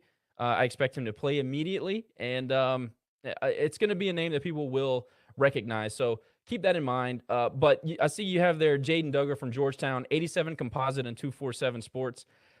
People are probably not familiar with Georgetown football very much, but this guy is a fantastic playmaking safety, 6'4", 200 pounds, runs a 10.7 in the 100-meter. I mean, this guy is the real deal. I can't wait to see what he can do. I think he's an immediate impact player. Carmicah Glass from Missouri, edge rusher, a lot of speed. He fits the mold of what Lamar Morgan wants to do on defense, so expect him to be very athletic. He probably is – you see, we do lose Kendrick. Like we mentioned, Kendrick Gant's gone, and also we lose a Nigel McGriffin. We lose a Cam George, who he didn't get a ton of reps. He didn't make a ton of tackles, but depth is going to be important in the linebacker core and on the edge for us in 2024. So I think that Mr. Glass can make a very big impact, maybe not necessarily on the field immediately as a star player, but he will add some depth, and that's going to be very important for our defense. Nice. Yeah, absolutely. And you're right about the Georgetown aspect, because I see the thing, and as I'm going through and labeling all these, I said, looks like the Georgetown logo. I didn't think they played football. That's literally the point I went to when I saw the G. I was like, I think that's them. And I hovered over it, and sure enough. So, yeah, it's impressive. You're getting a smart guy when you got a guy coming in from Georgetown, too. So, yeah, Brainiac. And, I mean, look, he's got some football under him, and he still has an 87 composite. I mean, his grades are very important, very impressive if you go and look back at his 2023 season. You never look. We don't pay a ton of attention to D2 or what is it? It's FCS. They play FCS. We don't pay a ton of attention to it. We don't watch their games. I can't tell you I sat and watched a single Georgetown game. But the fact of the matter is that they still play football at a high level in some of those schools. And we're going to see what he can do at our level. But he has the size, he has the athletic ability, and obviously with the pedigree of a Georgetown, he's going to be mentally prepared for the football game. Yeah, absolutely. FCS still puts guys into the NFL every year. So like you said, there is still plenty of talent to be found there. Jumping into the high school class, and we do have 2 lists of names here. So this is not containing all of them. And I'll try and match it up when you pick out the guy you want to speak about the most between all these guys here. Well, I can tell you right now, and we mentioned it, the quarterback, the signal caller, the guy who touches the ball on every rep, that's the guy that everybody pays attention to. And we have Mr. Beal, and I'm trying to remember, I think he was the 34th ranked Louisiana signee in the 2024 class. No, I'm seeing it right now. It's 61. He's the 61st best player in Louisiana. And Dom, as you know, Louisiana puts out a ton of talent every year. If you can sign kids within the top 100, especially competing with the school across the basin and now Tulane, who's decided to invest in football, the top 100 kids in this state are typically good football players, great athletes. So he's the 61st ranked football player in the state. He is a quarterback. He just won a state title and did it in very impressive fashion. And I said his name is Mr. Beal. His name is Daniel Beal, for anybody who's not familiar with him. True pro-style quarterback. Has the size you'd like, 6'2" and 190. Cerebral guy, tough.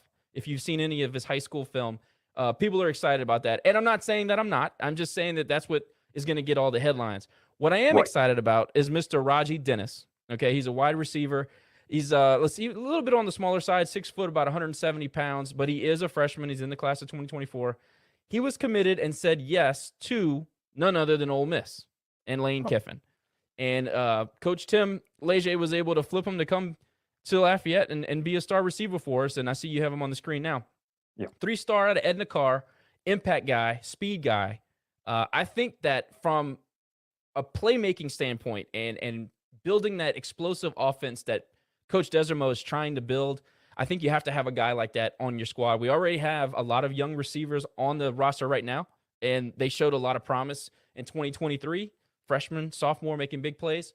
I think you add a guy like Ragin Dennis, and I think he's an immediate guy who can get on the field and pile up some stats for you. Nice. Hey, I want to touch on one thing because I heard about this guy before last season started, actually. One of the College Football Dogs contributors told me to look out for a guy nicknamed Lunchbox. Was it Lunchbox? Lunch Pail? Lunch, just lunch in general. That's what they call him. Lunch Winfield, yes. So Lunch he's a Winfield, backup quarterback. He was, he's a guy that actually beat Arch Manning in a playoff game in the state of Louisiana 2 years ago. Big guy, athletic guy, still learning the offense. Showed some promise. I wouldn't be surprised if you didn't, or I would be surprised if you didn't see him in some Wildcat packages, maybe some gadget plays. But he's one of those guys that are so athletic, you can't keep him off the field. If he can stay healthy and have a good spring, you might see some lunch on Saturdays. So, yeah, that's a good call by you guys. Yeah, I heard that if not for the name recognition, he may have been named the Gatorade Player of the Year because statistically he was better than Arch Manning at a tougher, and you can probably confirm this better than I can, at a tougher school or conference or both than what Arch Manning played in. Yeah, that's correct. Played at a bigger school in a bigger league, put up eye-popping stats. If anybody's interested, go check him out. Lunch Winfield. He's we were all surprised that we actually got the sign. There was some speculation that he got recruited as an athlete at other schools. I mean, you had major P5s offering him. I just don't know if they were going to give him the opportunity to play quarterback. I think we said, sure, we'll let you play quarterback, and it paid off. And he signed here, and he's a very gregarious guy. He's got a great personality. He's engaging. I think the guys will play for him. And again, you lose a guy like Zion, it opens up the doors for other opportunities for guys like Lunch. So yeah, I want to see it just because I love the nickname. So that's my big thing. But yeah, to hear that he's a great player is awesome as well. So all that being said, 2024, it's got to be a better outlook than what you had last season. I know there were high hopes coming into the season, but not where you want to finish. There's really no secret about it. I know the bowl loss, going back and listening to your guys' recap episode of that just I think yesterday when I was listening back to all that, just to kind of get you guys fresh in my mind. That was not one you wanted to drop. TJ and I didn't think you would drop it, but you've got a little bit of a retooling offense now. So what is your thoughts going into next season as an early outlook? On behalf of Ragin Review and all Cajun fans everywhere, I'd like to apologize to the league for losing to Jacksonville State in that game. I mean, it might be the craziest game I've ever seen. I mean, it was unbelievable. You got, we won the turnover battle by like 4 or 5. We had 3 defensive touchdowns. I mean, just crazy game. But no, fortunately we were able to get Ben Wooldridge back. He's coming off an ACL and he had some other injuries in his past, but he'll be in the quarterback room as well as the starter that you saw in that bowl game against Jacksonville State in Chandler Fields. He's decided to use his final year of eligibility to come back and try to play. So the quarterback room is strong, even with the loss of Zeon Chris going to Houston. I feel good about quarterback, but I also didn't think that quarterback was any cause for losses last year. It was a net positive in my view. I think that we have to get our attention to detail has got to improve no matter how you look at it. Our commitment effort on defense has got to improve. And I think our strength and conditioning program needs an overhaul in the offseason. And that's just the truth. I mean, if you want my honest opinion, that's honest. We're looking at a much tougher schedule this year. We have some winnable P5 that was supposed to be Michigan State, but turned out to be Wake Forest last minute. I look at that game and say that's an opportunity to get a win, especially with some, you have experience coming back. And like you and I mentioned in the pre-show, we have a good core of our young guys back. We didn't lose, the quality of guy that we lost in the portal was substantial, but the quantity wasn't. So I think we bring back a core, and that's important in this day and age. I think, it gives you a leg up when you can keep your core. So being young is no longer an excuse. Never really was, but really it isn't this year. However, like I mentioned, our cross division games this year are Coastal, App. But by the way, we love playing you guys, and I'm happy that you'll be back in Lafayette. Looking forward to that one. But everybody's better in the West. Everybody's better, and we expect Southern Miss to be back on their feet. Troy, I understand they lost Summerall, but they'll be fine. They're too good. They have too much talent, and they're committed to winning. So overall, the conference is better. Our out of conference is better. This is going to be an important year for Coach Deserma. He's going to have to show up, and this is going to be the year where everybody's going to look and say, it's got to be make or break. So I think that lights an extra fire. I think that I know for a fact from speaking to them myself, the coaching staff thinks we will win this year. They're very confident in what they have coming back this year. And again, that's considering the losses that we've already discussed. So I foresee some success. You might see some up and down early on because of kind of getting back. Like you said, we got to retool the offense a little bit. But overall, we got to replace some very important coaches, and I think we've done that in some hires lately. But I think that we're in a good spot. I expect us to have a winning season. I expect to be in a bowl game. I think we all should. I mean, hell, 12 out of 14 in the conference are in a bowl game, so let's do that again. But look, I think Ragin' Cajun football is healthy overall. I think the coaches have to show us something this year, and I think they will. Absolutely, man. I'm pumped for seeing them get back on the field. I know that App fans will understand this reference, but I feel like you guys are kind of the new Montana for us from the FCS days. It was like, yeah, we hate to lose to you on the field, but like the fans get along pretty well. The fans love to travel to the other area to go see the game and interact with those types of fans. The food is phenomenal. So yeah, I absolutely 110% am loving the fact that the Cajuns are in this conference and they seem to be doing just fine. I know that it's, again, not exactly where they want to be, but you've got a new stadium renovation taking place. That's exciting. I know it's not going to be done for next year, but it's going to look great. And so I'm excited to get back down there, check it all out, just enjoy the atmosphere of the Cajun people, because they're literally phenomenal the both times I've been before. And I can't wait to see what it looks like and how it feels this third time as Cajuns continue to jump back up towards the top of the West over there in the Sun Belt Conference. So Josh, thank you very much for joining us tonight.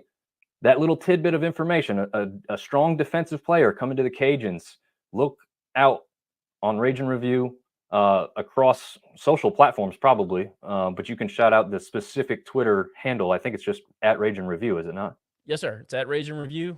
We've got content coming here, there, and everywhere. We're going to start gearing up for baseball here shortly, and we'll have an interview with Kendall Rogers. If you guys follow baseball at all, App State's actually coming up in the world. Was very impressed with your pitching staff when you visited the Teague last year. So I expect App State to continue one of the most beautiful baseball parks in all of college baseball. But yeah, Kendall Rogers will be on with us in a couple of weeks. We are very robust in our content when it comes to baseball, and hopefully basketball can rebound. Again, congratulations on your success, and good job taking care of JMU last week. That was a lot of fun. Yeah, this conference is crazy, right? Like coming in, it was one thought for a lot of teams, and then they flipped. Like Troy was barely 500, and now they're undefeated in the West, in the conference, because there is no East-West for basketball. Right. Didn't see that coming. You guys struggling the way you have. But here's the good thing, and I've talked about this on the show too.